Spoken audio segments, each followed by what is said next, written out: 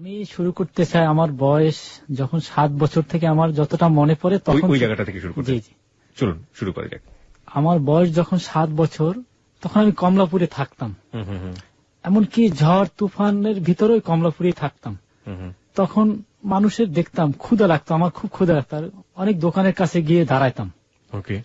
তা চিন্তা করতাম এই লোকটা আসছে, একটু হয়তো আমি যদি খানা চাই বা রুটি চাই তো অবশ্যই আমাকে দিতে পারে। তাই ভালো মনে করে দাঁড়াই থাকতাম দূরে, চাইতাম।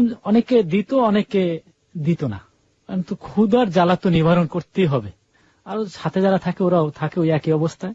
আমাকে একটু বলেন তো, আমি জানতে চাচ্ছি যে স্বাভাবিকভাবে একটা শিশু যেভাবে বড় হয়, আপনার জীবনটা সেরকম না, আমি বুঝতে পেরেছি প্রথমে। আপনি একটু বলেন তো যে সেই সময় আপনার ঘুমানোর জায়গাটা কোথায় ছিল? ঘুমানোর জায়গা ছিল ওই রাস্তার উপরে। রাস্তার উপরে আপনি ঘুমাতেন? একা ঘুমাতেন নাকি আপনার সাথে আরো সাথে থাকতো 4-5 জন মিলে। তবে ওই রাত্রে দেখতাম যদি কারো গায়ের কিছু থাকতো, ওইটা এখন আমি ঘুমিয়ে গেছি আমার শরীর থেকে অন্য একজনে নিয়ে যেত, আবার অন্য একজন ঘুমাইলে আমি নিয়ে আসতাম, এরকম অবস্থায় রাতটা কাটাতাম। আপনার ফিলিংসটা ওই মুহূর্তে কি ছিল, আপনার মনে আছে? যে আপনার কাছে কি মনে হতো জগৎ দুনিয়া সম্পর্কে? না, তখন এটা কিছুই জানতাম না। একাত্রে যে কজন থাকতাম, অনেক সময় দেখা যেত রাত বেশি হলে অনেক বাড়ির গেটে যাইয়া দাঁড়াই থাকতো, গেট কখন খোলা পায় ওই বাড়ি থেকে কিছু চুরি করবে। তো দেখতাম শার্ট প্যান্ট এগুলো আনতো, কাপড় আনতো। তো শার্ট প্যান্ট তো অনেক সময় পাইতাম না, দেখতাম বড়, এগুলো তো পড়তে পারতাম না, কারণ আমার বয়স তখন 7 বছর, 1985 সালে। তো এরকম করতে করতে হঠাৎ করে একদিন ক্ষুধায় আর নড়তে পারতেছি না, খুব ক্লান্ত হয়ে গেছে। দূরের থেকে একটু দাঁড়াইলাম, এক ভদ্রলোক দেখলাম কেক খাইতেছে। তাই আমি বললাম যে ভদ্রলোককে আমি বলবো যে আমাকে একটা কেক দেন। যখন উনি পানি খেতেছিল তখন যাই বললাম, বাবা আমাকে কিছু খেতে দিবেন? আপনি এই ল্যাঙ্গুয়েজে বলেছেন?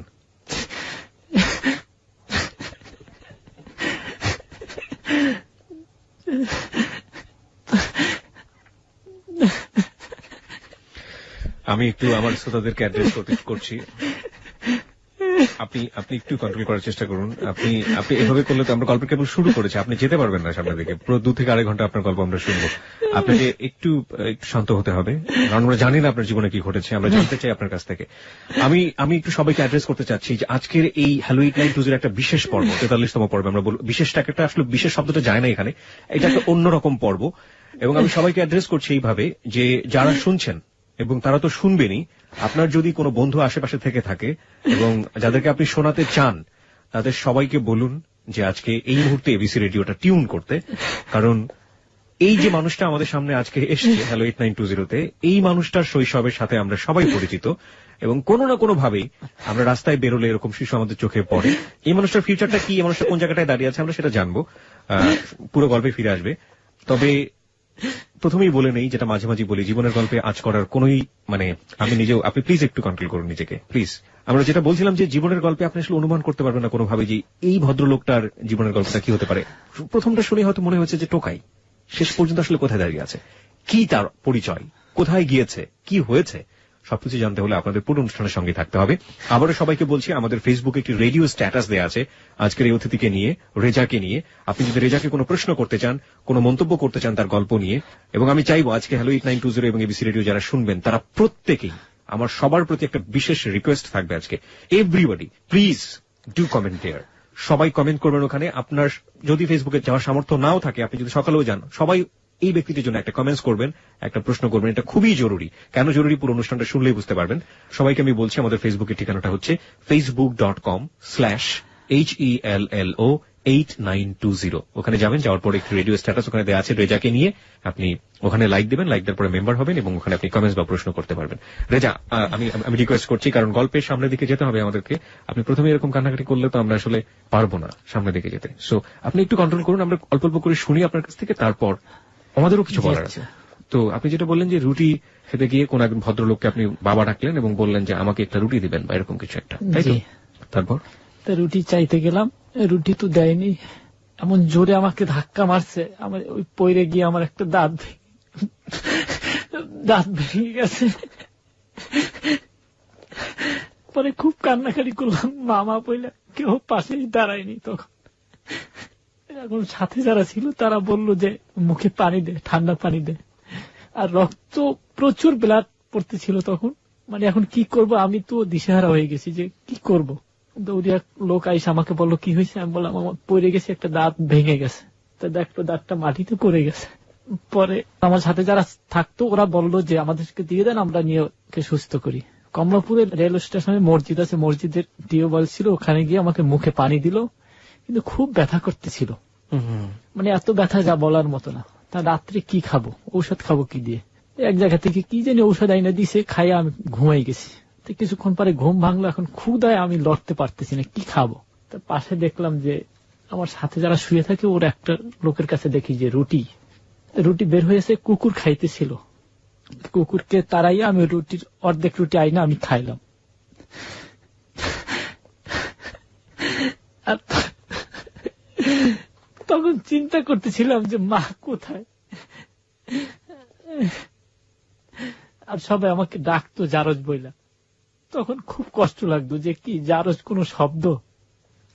এরকম দাঁত ভেঙে গেল, এখন কি করবো করতে করতে 5-6 দিন পরে দাঁতের ব্যথা একটু কমলো। পরে আবার ওইখানে গেলাম, যে আরেক দোকানের কাছে দাঁড়াইলাম যে দেখবো আজকের কিছু খাইতে পারি কিনা চাইয়া। দূর থেকে দেখতেছি এক ভদ্রলোক আসছে, খাওয়া শেষ। তখন আমি ওখানে গেলাম যে বাবা আমাকে কিছু খেতে দিবেন, আমি তো ছোট মানুষ, আমার কাছে কোনো টাকা নেই। বলার সাথে সাথে ওই দোকানদার আমাকে গরম পানি মাছে আমার গায়ে। তখন পুরো শরীর প্রায় পুরে ঠোসকা পড়ে গেল। খুব মা বাবা বলে খুব চিৎকার করলাম, কেউ সামনে আসলো না। এক লোক আসলো, আইসা বললো যে কি হয়েছে। আমি বললাম গরম পানি মারছে। কেন? বললাম যে আমি খাই না তো 3-4 দিন ধরে, চাইতে গেছি। তখন দোকানদারকে জিজ্ঞেস করলো যে কেন ওরে মারছিস। দোকানদার বললো যে এইসব টোকাই যারো সন্তান এগুলো জাউরে পোলা, এগুলো আসলে আমার দোকানে কোনো লোক আসতেছে না। তো এই লোক বললো যে তাই ছোট মানুষ, ও কি বুঝো, ওরে কি এরকম মারাটা তোর গরম পানি মারা ঠিক হয়েছে? তা বললা কি করবো, করার কি আছে, আমি তো এরকমই করতে হবে আমার, তাছাড়া তো আর নাইলে এগুলোর জন্য আমার দোকানে কাস্টমার আসবে না, সেটাকে আমি চাই।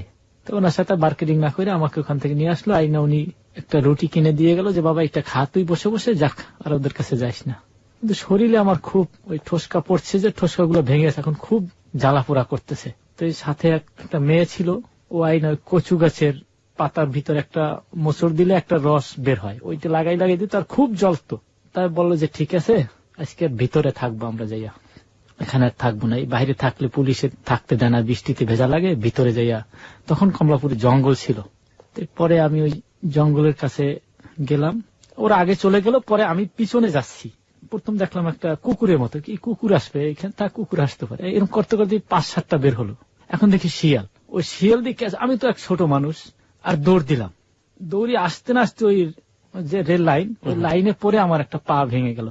এখন পারতেছি না দূরে সরতে, ওখানে দাঁড়াইতেও পারতেছি না, বসতেও পারতেছি না, চিৎকার মারলাম, লোক কেউ জানাস। এরকম করতে করতে আমার আমি আপনাকে একটু ধৈর্য ধারণ করতে বলবো, কারণ আমি নিজেও অবাক হচ্ছি যে এই কারণে। Let him Cry. জীবনে মানুষের আসলে কোনো না কোনো জায়গায় গিয়ে কাঁদতে হয়, এবং কাঁদার জায়গাটা দরকার হয়। এই ভদ্রলোকটি হয়তো, আমি ধরে নিচ্ছি, আমি জানি না, যে জীবনে হয়তো কোনোদিন কাঁদার কোনো জায়গাটাও পাননি। উনি এসছেন আমাদের সাথে কান্নাকাটি করার জন্য। যারা সহ্য করতে পারছেন না তাদেরকে আমি বলবো যে শুনুন। শোনার এই কারণেই বলছি যে আসলে মানুষ তো মানুষের কাছেই কাঁদে, তাই না? আমি আপনার গল্পের স্বার্থে আমি আপনাকে বারবার রিকোয়েস্ট করছি, আপনি একটু কন্ট্রোল করেন, কারণ আমরা জানি না যে আপনার ভবিষ্যৎটা কেমন বা কি অবস্থা। আপনার হয়তো ভবিষ্যতে আরো কান্নাকাটি করতে হতে পারে গল্পের সাথে, কিন্তু আপনি প্রথমে যদি ভেবে ভেঙে পড়েন, আমরা গল্পের সামনের দিকে যেতে পারবো না। আচ্ছা, তো পাটা ভেঙে গেল, তারপর কি হলো? পরে পোলাপান নিয়ে গেল, আমার সাথে যারা ছিল, তো নিয়ে গেল ঢাকা মেডিকেলে। পরে ব্যান্ডেজ করে দিয়ে দিল, আর বলল যে 2-3 মাসে হাঁটতে পারবে না।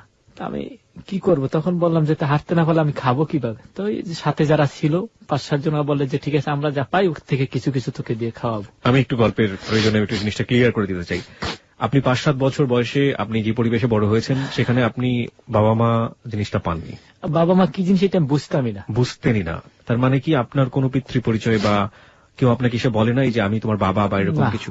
আপনি জানতেনই না ব্যাপারটা? না, আমাকে ডাকতো এই নামে, যে এই ওই গেলি করে, আমি কাছে থাকলে বলতাম আসি। এই কারা ডাকতো? যারা আমার সাথে থাকতো, ওরা একদল পোলাপান। হ্যাঁ, আপনার মধ্যে ছোটখাটো বড়? হ্যাঁ, ছোটখাটো বড়।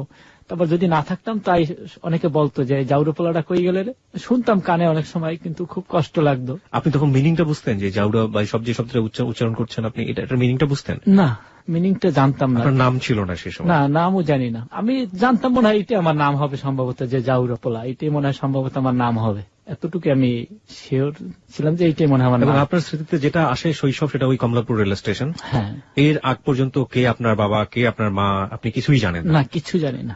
আপনি এইভাবেই মানুষের কাছে গিয়ে হাত পাচ্ছেন, একটু খেলে খাচ্ছেন, দিলে খেতে পারতাম আর না কেউ দিলে মারছে, কেউ বকা দিচ্ছে, হ্যাঁ, যে চিত্রটা আমরা দেখি অনেক থাকি। লাথি খাইতাম, অনেক উষ্টা খাইতাম, কিন্তু কার কাছে তো বলার কিছু নেই। তা মনে করতাম আমার এখানেই তো মনে হয় এখানেই বড় হয়েছি, তো এখান থেকে আর কই যাওয়ার যা। মানুষ তো আপনি দেখতেন যে আপনার সমবয়সী অনেক ছেলে মেয়ের বাবা মা আছে, হ্যাঁ। তো আপনার প্রশ্ন জাগতো না যে আপনার কোন বাবা নাই কেন, আপনার মা নাই কেন? না, এটি কখনো ভাবতাম না, মনে করতাম আমি এইখানেই বড় হয়েছি, এইখানেই হয়েছি। আপনি কোত্থেকে আসলেন এই সেন্সটা আপনার মাথায় কখনো কাজ করতো না ওই বয়সে? করতো না। আমরা মোটামুটি একটা জিনিস পরিষ্কার হয়ে গেলাম ওনার কাছ থেকে, যে ওনার শৈশবে যে ব্যাপারটা আমরা সাধারণত দেখি যে একটা সন্তান বড় হয় বাবার কাছে কিংবা মার কাছে, ব্রোকেন ফ্যামিলি হলেও তার একটা পরিচয় থাকে। কিন্তু উনি যেটা বলছেন আমাদের কাছে, ওই 7 বছর বয়সে তার পরিচয় হচ্ছে কমলাপুর রেল স্টেশন। তিনি কোথা থেকে এসেছেন, কি করেন, তার বাবাকে, তার মাকে তিনি কিচ্ছু জানেন না। এবং তার শৈশবটা হচ্ছে অত্যন্ত দুর্ধর্ষ একটা শৈশব। দুর্ধর্ষ ইন আ সেন্স, আমি আসলে কোনো শব্দ খুঁজে পাচ্ছি না এটাকে আমি কি বলবো। এই শৈশবে আপনার আশেপাশে অনেক অনেক অনেক ছেলে মেয়ে ঘুরে বেড়ায়, যারা আপনার কাছে হাত পাতে, যাদের সাথে আপনি কখনো কখনো খারাপ আচরণ করেন, যাদের মধ্যে কেউ খুব ভালো আচরণ করেন। এই যে ছেলে মেয়েগুলোকে আমরা দেখে থাকি, তার মধ্যে আজকের রেজা হচ্ছেন একজন, এবং এদের অনেকেরই পিতৃ পরিচয় আছে, অনেকের মাতৃ পরিচয় আছে। কিন্তু ওর ব্যাপারটা হচ্ছে এরকম, যতটুকু জেনেছি যে ওর পিতা মাতার পরিচয় নেই। যে শব্দটা উচ্চারণ করছো বারবার, আমি খুবই ঘৃণিত একটা শব্দ, আমি শব্দটা উচ্চারণ করতে চাচ্ছি না। এই গল্পের এই জায়গাটায় আমরা রয়েছি। আমরা অনেক দূর যেতে চাই। আজকের রেজার বয়স 30 বছর, আমরা 7 বছর বয়সের গল্প শুনছি। 23টি বছর পড়ে আছে। এই 23 বছরে কি ঘটেছে, কি হয়েছে, সেটা আমি না শুধুমাত্র আপনারা যারা শুনছেন হ্যালো 8920, তাদের প্রত্যেককে আমি আহ্বান জানাচ্ছি, ফ্রেন্ড থেকে শুরু করে সবাইকে, please tell them to listen hello 8920। জীবনকে শেখার জন্য one of the best program in Bangladesh. এটা আসলে আপনাদেরই কথা, এবং আমরা বলতে চাই যে প্লিজ সবাইকে বলুন। আর আজকের অনুষ্ঠান থেকে অনেক কিছু শেখার আছে, আমি এটা বিলিভ করি। ওকে, যে জায়গাটা আমরা ছিলাম, বারবার আপনাকে রিকোয়েস্ট করছি, আপনি হবে কান্নাকাটি করলে আমরা যেতে পারবো না পুরো অনুষ্ঠানে। আপনি কন্ট্রোল করেন নিজেকে। আমি বুঝতে পারছি আপনার কষ্টের জায়গাটা, এটা কোনোভাবেই মানে কারোর সাথে অতুলনীয়, কিন্তু আপনি বলার জন্য আপনি স্ট্রিক্ট থাকেন। আপনি যদি না বলতে পারেন ঠিক মতো, লোকজন তো বুঝতে পারবে না। প্লিজ আগে আমাদেরকে বলেন। পরে আমার পা ভেঙে গেল। পা ভাঙার পরে আমি ওই মেডিকেল, আর ওখানে প্লাস্টার করার পর ওখানে আর ওরা রেখে আসলো না, চুরি করে আমাকে ওই মেডিকেল থেকে নিয়ে আসছে। ওকে, যে আমার ওখানে থাইকে ওখানে ঔষধ আমরা যা লাগে লেখা থইছি, ওখানেই আমরা খাওয়াবো তোকে। কারা নিয়ে এসছে? ওই আমার সাথে যারা ছিল বন্ধু, পিচ্চি বাচ্চা? হ্যাঁ, পিছিয়ে ছিল। তারপরে বড় 2-1 জন ছিল, টোকাই যাদেরকে বলি আমরা। টোকাই মানে বলতে কি, আমি আমার নিজের, কেউ আমার জিজ্ঞেস করলে আমি বলি যে আমার মা বাবা নাই। তা অনেকে দুষ্টামের মাধ্যমেও বলে যে তা তুই জারস নাকি, আমি বলি হ্যাঁ আমি জারস। এতে তারা জারস বলুক আর যাই কিছু বলুক, কারণ আমি এতে এখন আর মাইন্ড করি না, কেন যেহেতু আমার মা বাবা এখনো খুঁজে পাইনি, তাহলে অবশ্যই আমি জারস সন্তান। তো যাই হোক, আমি তখন ওই পা ভেঙে গেল, পরে আমি কি করব, এরকম নিয়ে আসলো, এরকম 2 মাস চলে গেল। তো এখন দেখলাম ওই পা ভাঙা দেখে মানুষে 2-1 টাকা, 10 পয়সা, 5 পয়সা এরকম দিতে থাকে। আপনি স্টেশনে বসে এক ধরনের ভিক্ষা করা যেটাকে বলে, হ্যাঁ, আপনি সেটা করা শুরু করলেন? জি জি। ওকে, তো যখন এই 3 মাস পার হয়ে গেল, পরে পায়ের প্লাস্টার কেটে ফেললো। কাটার পরে একটু হাঁটতে পারি, কিন্তু পায়ে একটু টান পাই। পরে আবার ওরা আমার মেডিকেলে নিয়ে গেল, বললো যে এই ঘটনা, পায়ে তো ঠিক মতন হাঁটতে পারতেছে না, পা টাইনে হাঁটতেছে কেন। পরে বললো যে আরো কিছুদিন রেস্টে থাকতে হবে, তাহলে ঠিক হয়ে যাবে। পরে আমার আইনা ওরা বললো যে ঠিক আছে, তুই আরো 1 মাস রেস্টে থাক। এই দুষ্টামি ফাইজলামি করতে করতে করতে করতে আমি আস্তে আস্তে সুস্থ হয়ে গেলাম। আমার তো খাইতে ভিক্ষা করে খাই, এছাড়া আর করার তো কিছু নেই। আবার একদিন গেলাম এরকম চাইতে, যে কিছু চাইয়ে দেখি পাই কিনা।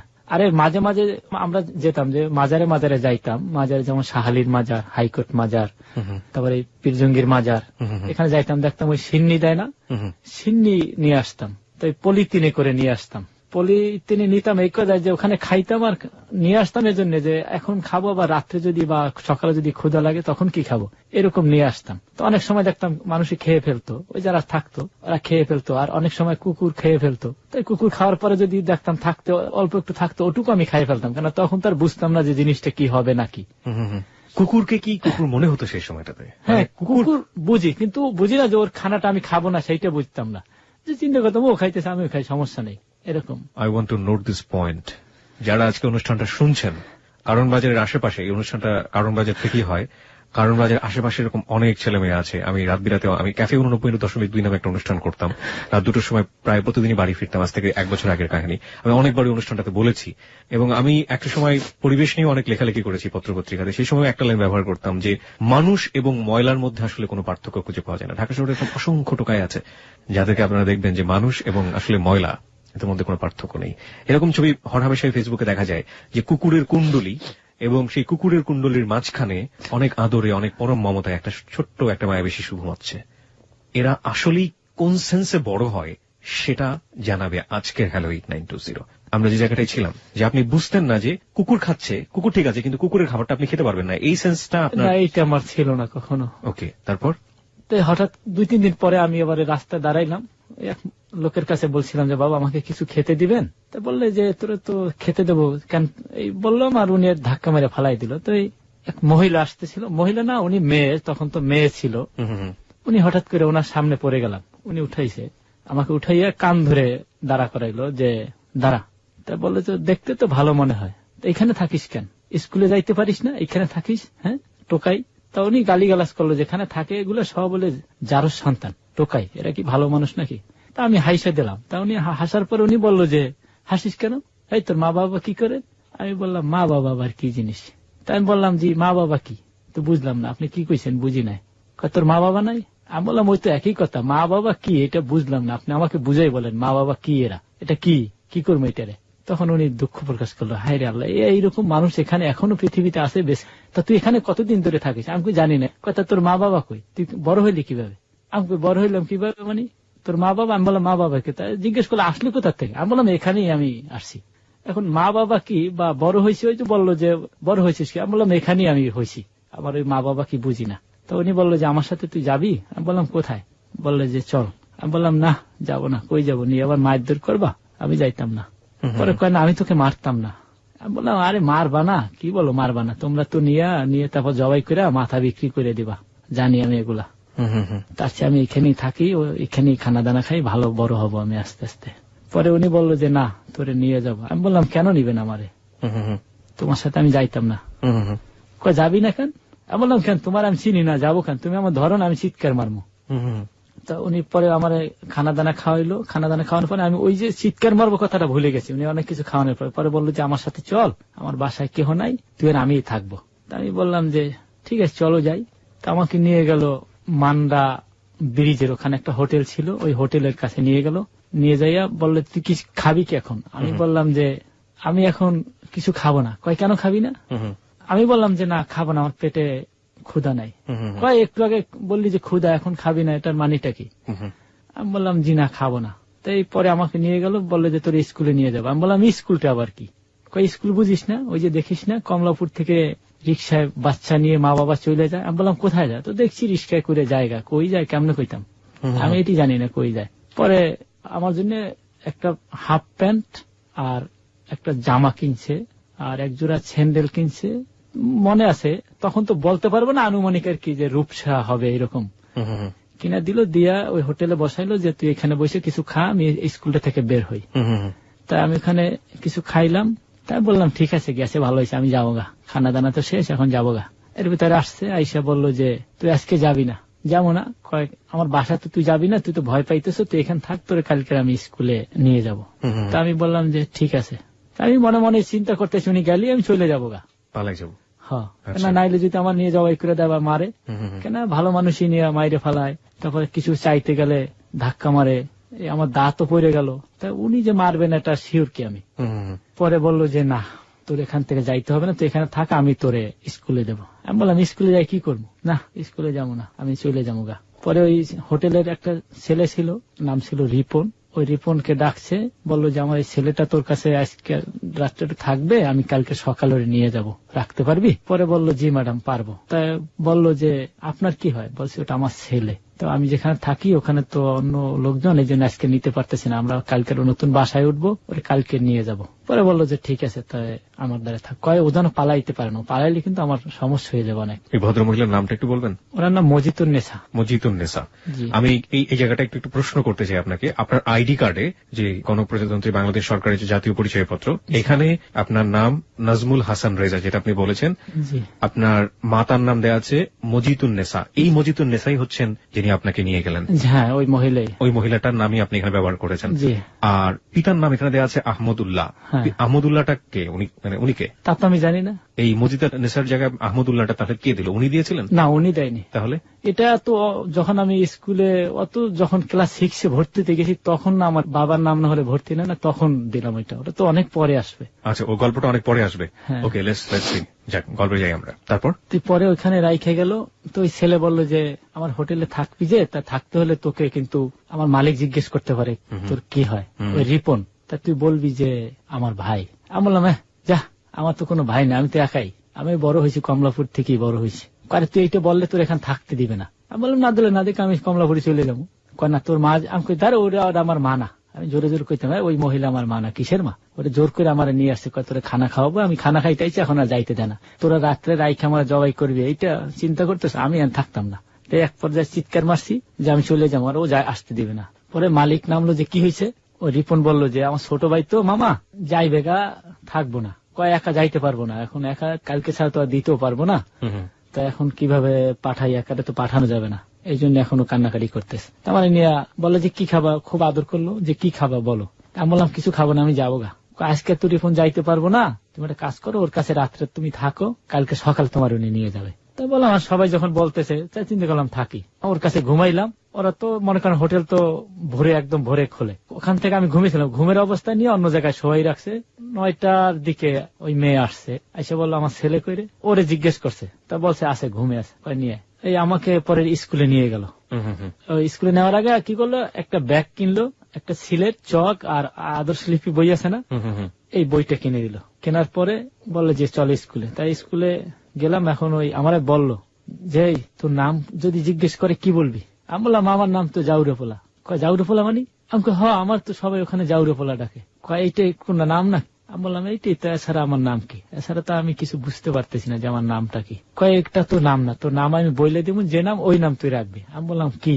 কয় তোর নাম রেজা। আমি বললাম না, এই নাম আমি দিতাম না, আমি জাউরেপোলাই ভালো, ওই সবাই আমার জাউরেপোলা ডাকে। কিন্তু তখন ওই আপনি মিনিংটা কি, জাউরেপোলা কি জিনিস এটা বুঝতাম না। পরে বললো যে এই জাউরেপোলা কি, তোর এত কথা দরকার নেই, তোর যে স্যারেরা জিজ্ঞেস করে। আমি বললাম স্যারকে? স্যার আবার কি? কয় যেখানে নিয়ে যাও ওখানে তোরে জিজ্ঞেস করবে না। পরে আমার নিয়ে গেল, আমি তো ছোট মানুষ, 7 বছর আনুমানিক বয়স। তা নিয়ে গেল, তো স্যার আমার জিজ্ঞেস করলো যে বাবু তোমার নাম কি? কই ভাই আমার নাম রেজা। তখন আমার ওই আমাকে যে নিয়ে গেছে ওকে বললে যে দেখছেন আপনার ছেলে আমাকে ভাই ডেকে ফেলাইছে। তখন একটা হাসাহাসি, খুব হাসাহাসি করলো। কয় মাইন্ড করেন না, ছোট মানুষ তো। কয় না না, মাইন্ড করার কিছু নেই। আপনি তো সবাইকে ওইরকম ভাই বলতেন, মানে কমন ভাই, যাকে ভাই। আর যাকে কাছ থেকে খাবার নিতেন তার কাছ থেকে আবেদন করে বাবা বলতেন। বাবা বলতাম, কারণ আমার ওখানে খাইতে হবে, যার কারণে দেখি একটু মায়া করে কিনা। তো ওই স্কুলে দিয়ে আসছে। পরে বললো যে প্রত্যেকদিন আসবি, আর ওই যেখানে তোরে দিলাম ওইখানে প্রত্যেকদিন খাবি, যা দূরে কোথাও যাইতে হবে না।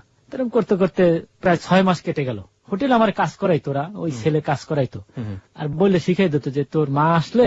আমি বললাম ধর ওইটা আমার মা না। কয় যাই হোক, উনি আসলে বলবি না যে তুই এখানে কাজ করিস। আমি বললাম ঠিক আছে, বলবো না। আবার বলতো যে আসলে জিজ্ঞেস করলে, যদি জিজ্ঞেস করে ভাত খাইছো কি দিয়ে, তা বলবি যে মাছ খাইছি, গোস খাইছি। কিন্তু আমি কখনো তখন মাছ গোস্ত আমাকে দেয়নি। কি দিত আপনাকে? ডাল দিত, পানি ডাল, একদম যেটা পাতলা করে রান্না করতো ওইটা দিত, আর মাঝে মাঝে অল্প কিছু সবজি দিত, বলতে এই দে খা, এতে পেট ভরে যাবে। তা খুব কষ্ট, কান্নাকাটি করতাম মাঝে মাঝে, এখানে থাকবো না। তাই 5-6 মাস পরে একটু নিজের বুঝ আসলো যে সামনে ছেলেদেরকে এত আদর করে ছাড়ে, আর আমার আদর করে না কা। কিন্তু আসলে আমি পিছনে যাই বসতাম, পিছন থেকে চলে আসতাম। বললাম যে না, কালকের একটু আগে যাব স্কুলে। স্কুলে আগে গিয়ে যাই বসলাম। স্যার কয় তোমার তো এতদিন দেখলাম না। আমি কই স্যার আমার কোথা থেকে দেখবেন, আপনি কি আমার দিকে তাকাই থাকেন নাকি?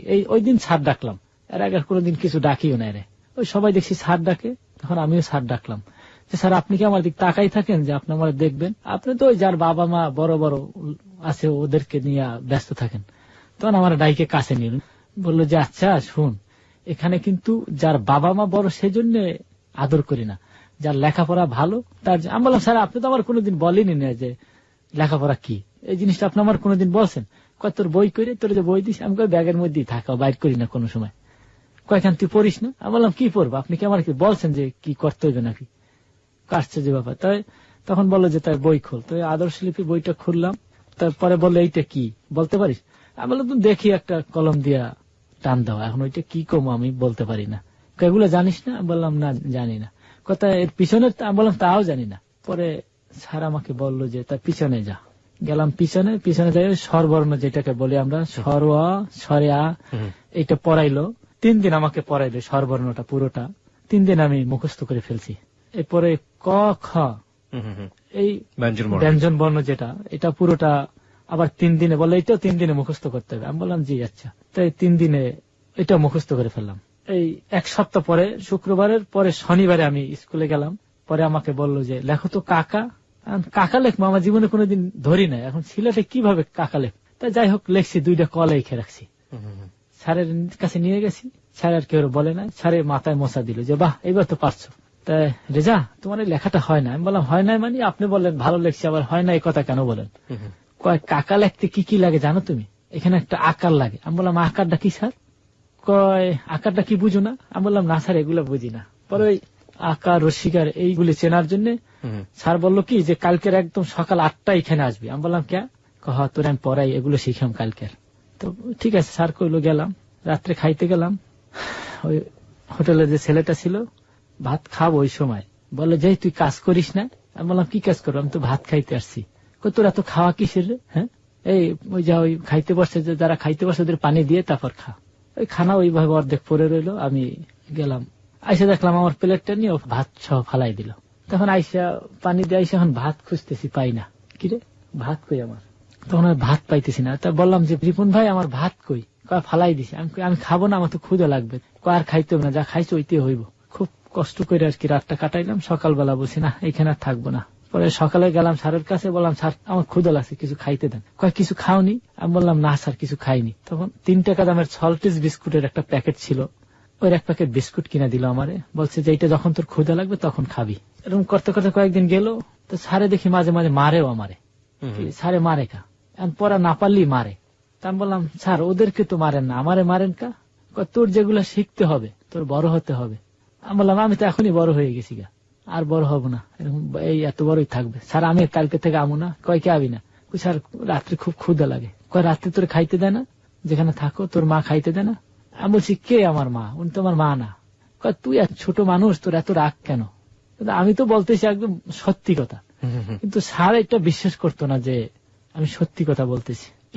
পরে স্যার বললো যে ঠিক আছে তাই কালকে আর দেখি তোর মা আসে কিনা। এরপরে আমি আবার হোটেলে গেলাম, চিন্তা করলাম ক্ষুধা লাগছে, কই যাবো, যা গেলাম। যাই বললাম যে ভাত খাবো। তো মালিককে বললো যে ওরে ভাত আসছে, ভাত খাইতে দে, ভাত খাইতে দে। তো আমার বললো যে পিছনে বস। তো বসলাম ভাত খাইতে। আবার ওই পানি ডাইল এনে দিল আমার, পানি ডাউল। আর বললাম ভাই এই দিয়ে কেমনে ভাত খাবো, আমার গোস্ত দিবেন না খাইতে? তখন ওই ছেলেটা আমার খুব মারছে যে কিসের গোস্ত দিব তোরে আমি?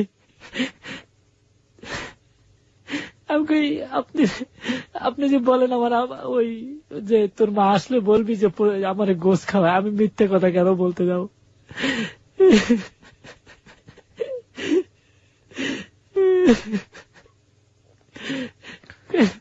কয় না বলে তোরে রাত্রে জবাই করে দেব।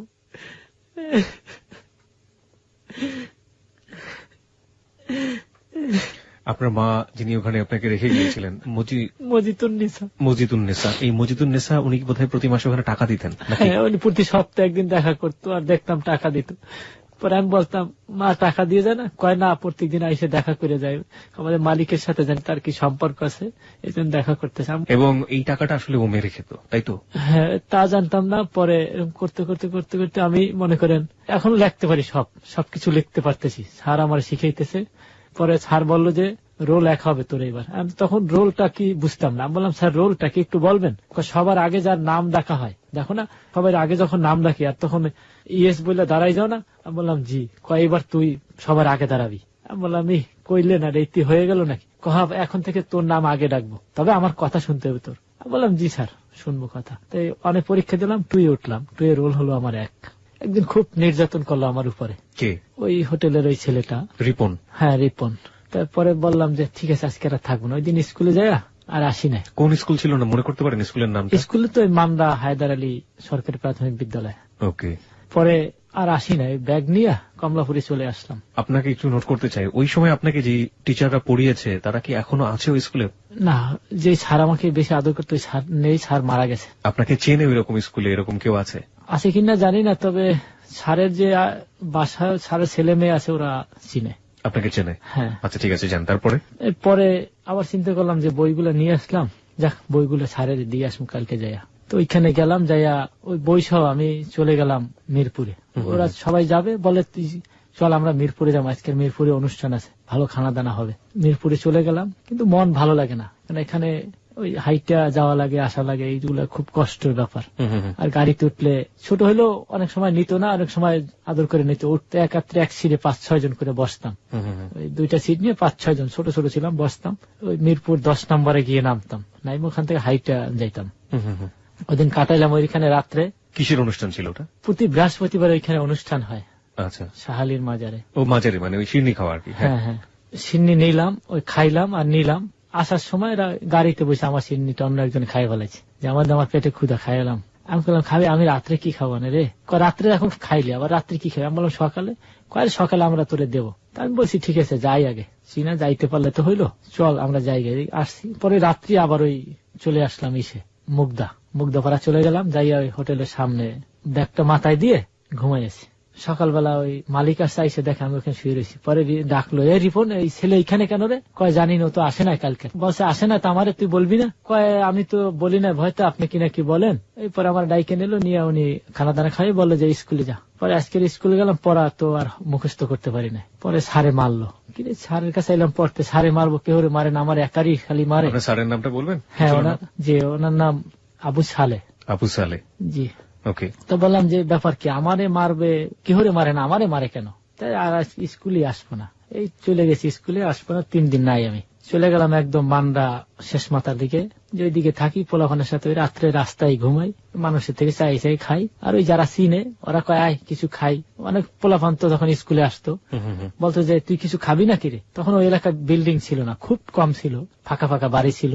আমার জীবনটা এরকমও গেছে, ওই বাসা থেকে যে খানা নষ্ট হলে যে পোটলা করে ফালায় না, একদিকে কুকুর খায় আর একদিকে কাকে খায়, এরকম একটা অবস্থা থাকে না। তো 3 দিন নাই, এখন খাবো কি? খুব খিদে, এত ক্লান্ত হয়েছি, হাঁটতে পারতেছি না আমি। তাই চিন্তা করলাম যে না, একটা কিছু করতে হবে, এখানে থাকলে আমি মরে যাবো গা, ওরা খাওয়াইবো না। তার চেয়ে যাক, এই মহিলার সাথে আমার আরো কষ্ট হইতেছে, যাক আমি ওইখানে চলে যাব। এরপরে দেখলাম যে ওই যে ডাস্টবিনে ময়লা ফালাই, ময়লার ভিতরে গোস্ত এবং ওই এখন তো আমরা সাধারণত বিরিয়ানি বা পোলাও বলি, ওইগুলা থেকে ফালাই দিল ওইখানে।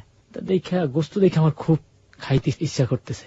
আবার কইতে আমার কেউ দেখে নাকি, কিন্তু এতটুকু জ্ঞান আসছে, ক্লাস 3-তে পড়ি, যে কেউ দেখলে আবার কি না কি কয়।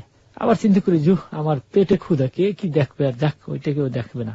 ওইখান থেকে আমার স্কুল ব্যাগের সামনে কিন্তু একটা পকেট থাকে, যেখানে কাঠ পেন্সিল নেওয়া হয়, কলম বা চক নেওয়া হয়। ওইটা খুইলা তাড়াতাড়ি ওইখান থেকে হাত দিয়ে উঠাইয়া ওখান থেকে বিলের দিকে চলে গেছি শুকনার সময়।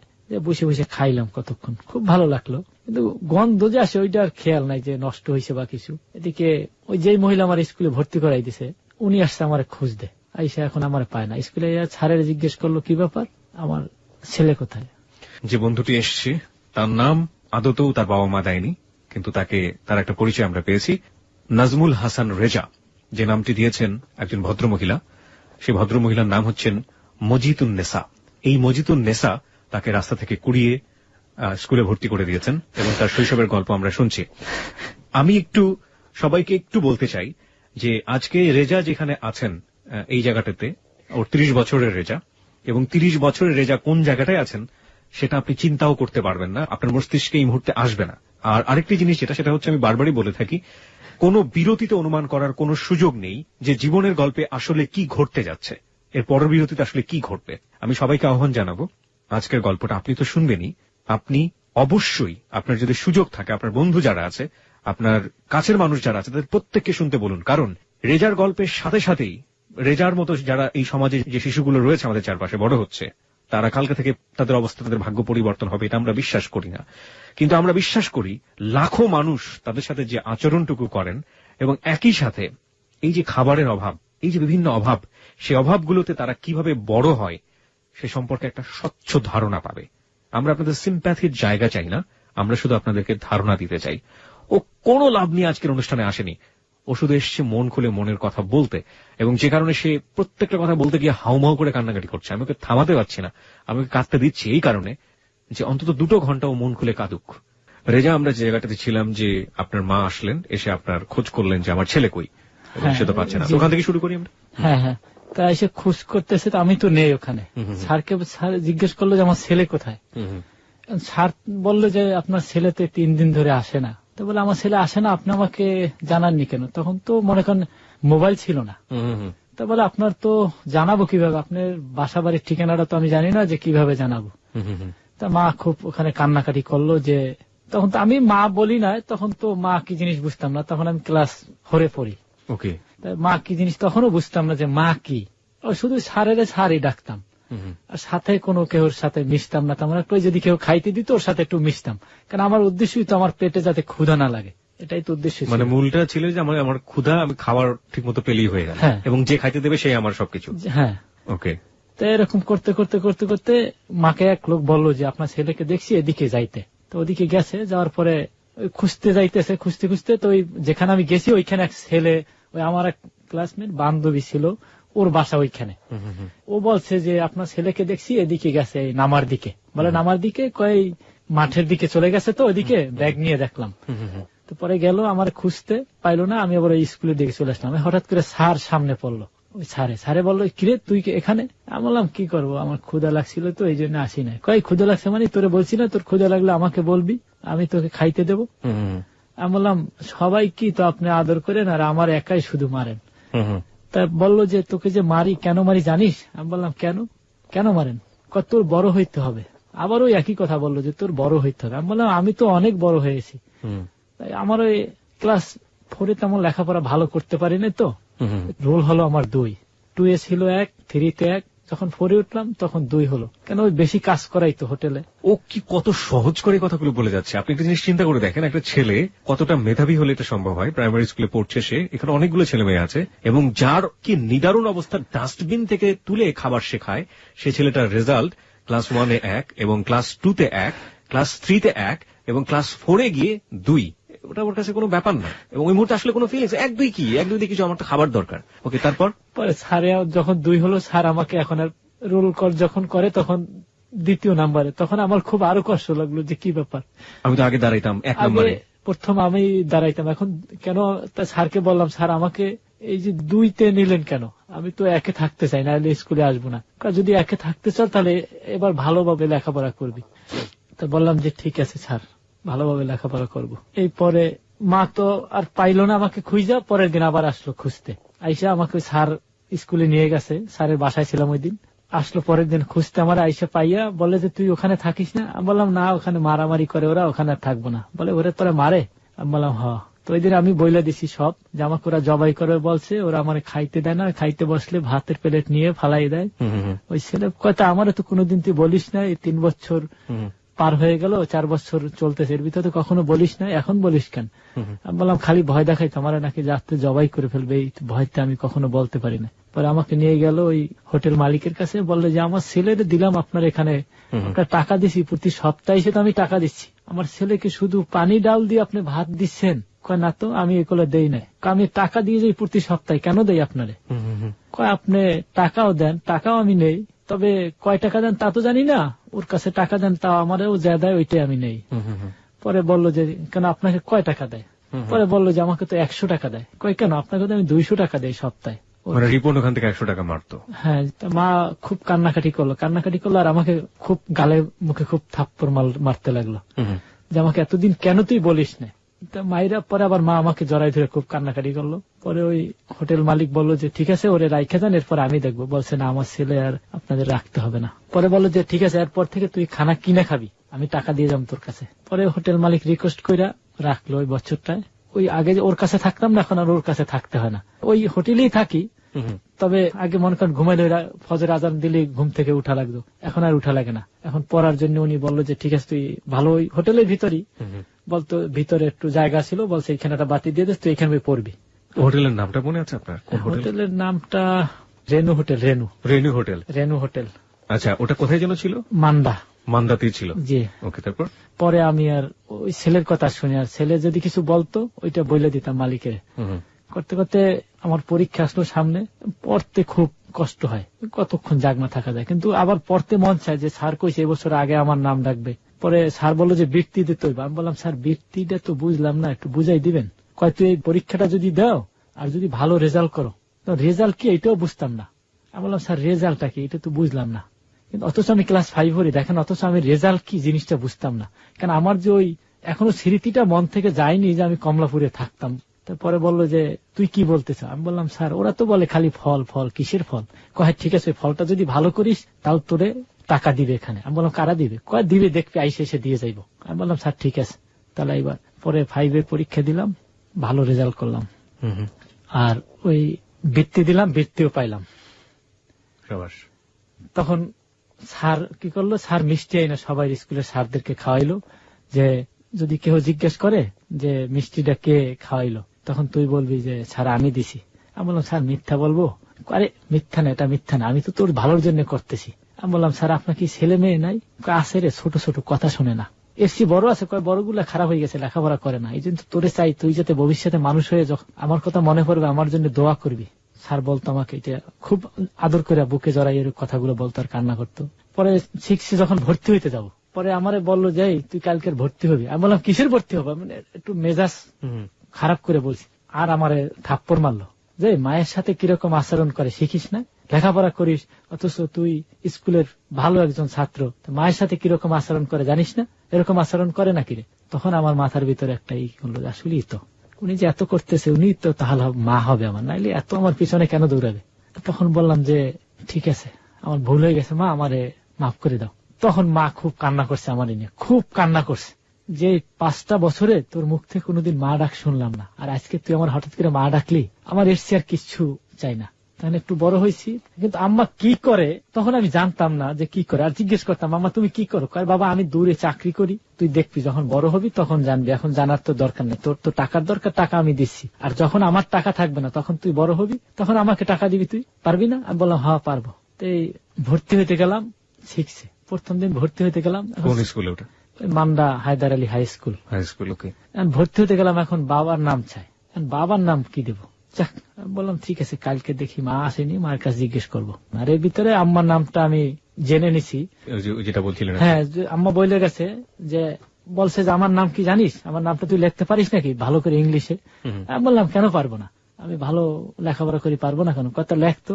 আমি বললাম তোমার নামটাই তখনও বলো না, তাহলে আমি লিখবো কিভাবে? আমার নাম মজিদুন্নেসা, লেখো তো দেখি। আমি সুন্দর করে লিখে দিলাম যে মজিদুন্নেসা। কয় বাহ, খুব সুন্দর হাতের লেখা তো ইংলিশ। পরে প্রথম দিন ভর্তি হইতে গেলাম, বাবার নাম চাইলো, দিতে পারলাম না, চলে আসলাম। ওই যে একটা বান্ধবী ছিল ছোট, ওই ক্লাস 3 থেকে, ও আমাকে বললো যে কিরে রেজা তুই আজকাল ভর্তি হওনি?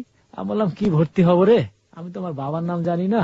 স্যারেরা বললো বাবার নাম। কয় কি বলিস, আমি তো তোর বাবার নাম জানি। আমি বললাম কি করে জানবি তুই? কথা আমি যা বলি তুই শোন। আমি বলবো যে স্যার আমাদের পাশের বাসায় থাকে, তো ওর বাবার নাম বলতে চান, একটু রাগারাগ করছে, মারছে, এই জন্য যেরকম আমি তোরা ভর্তি করাই দেবো, তাহলে তুই ভর্তি হবি? আমি বললাম হ্যাঁ হবো। পরের দিন গেলাম, আবার বললে যে যা, আবার বললে বাবার নাম। রাগ করে তুই, আমি লেখাপড়াই করতাম না, মায়ের নাম চাইলে মায়ের নাম দিলাম, কিন্তু আবার বাবার নাম দেবো, এটা কি? পরে চলে আসতেছি, তখন আমার বান্ধব বলে চল আমার সাথে। গেলাম ওর সাথে। কয় স্যার ওর বাবার নাম তো আমি জানি, ও তো বাড়িতে রাগ করছে, এই জন্য ওর বাবার নাম বলতে চায় না, ওর বাবা ওরে মারছে এই জন্য। কয় তাই নাকি? বল হ্যাঁ। কয় আমাদের বাসার পাশের রুমেই থাকে, ওরা আমাদের বাসার সাথেই থাকে, তো আমি ওর বাবার নাম জানি। তো তখনও আমার বাবার নাম দিল আহমদুল্লাহ। আমি বললাম এই নাম দিলি? কয় আরে এইটা ভালো নাম, সবচেয়ে ভালো নাম এইটা। আমি তো ঠিক আছে দে। এই তখন থেকে আমি আহমদের ছেলে। ওকে। তখন থেকে আমি আহমদের ছেলে এবং এই মজিদুন্নেসার ছেলে, এই দুইজনেরই। করতে করতে কিছুদিন গেল, আম্মা এখন দেখি 2 দিন 1 দিন পর পর আমারে দেখতে আসে। আইসা এখন বললে অন্য জায়গায় একটা ঠিক করে দিল খানা দানার জন্য, যে হোটেলে আর থাকতে হবে না তোর। তো 1 বছর আর কি কাটাইলাম, 6 বছরটা।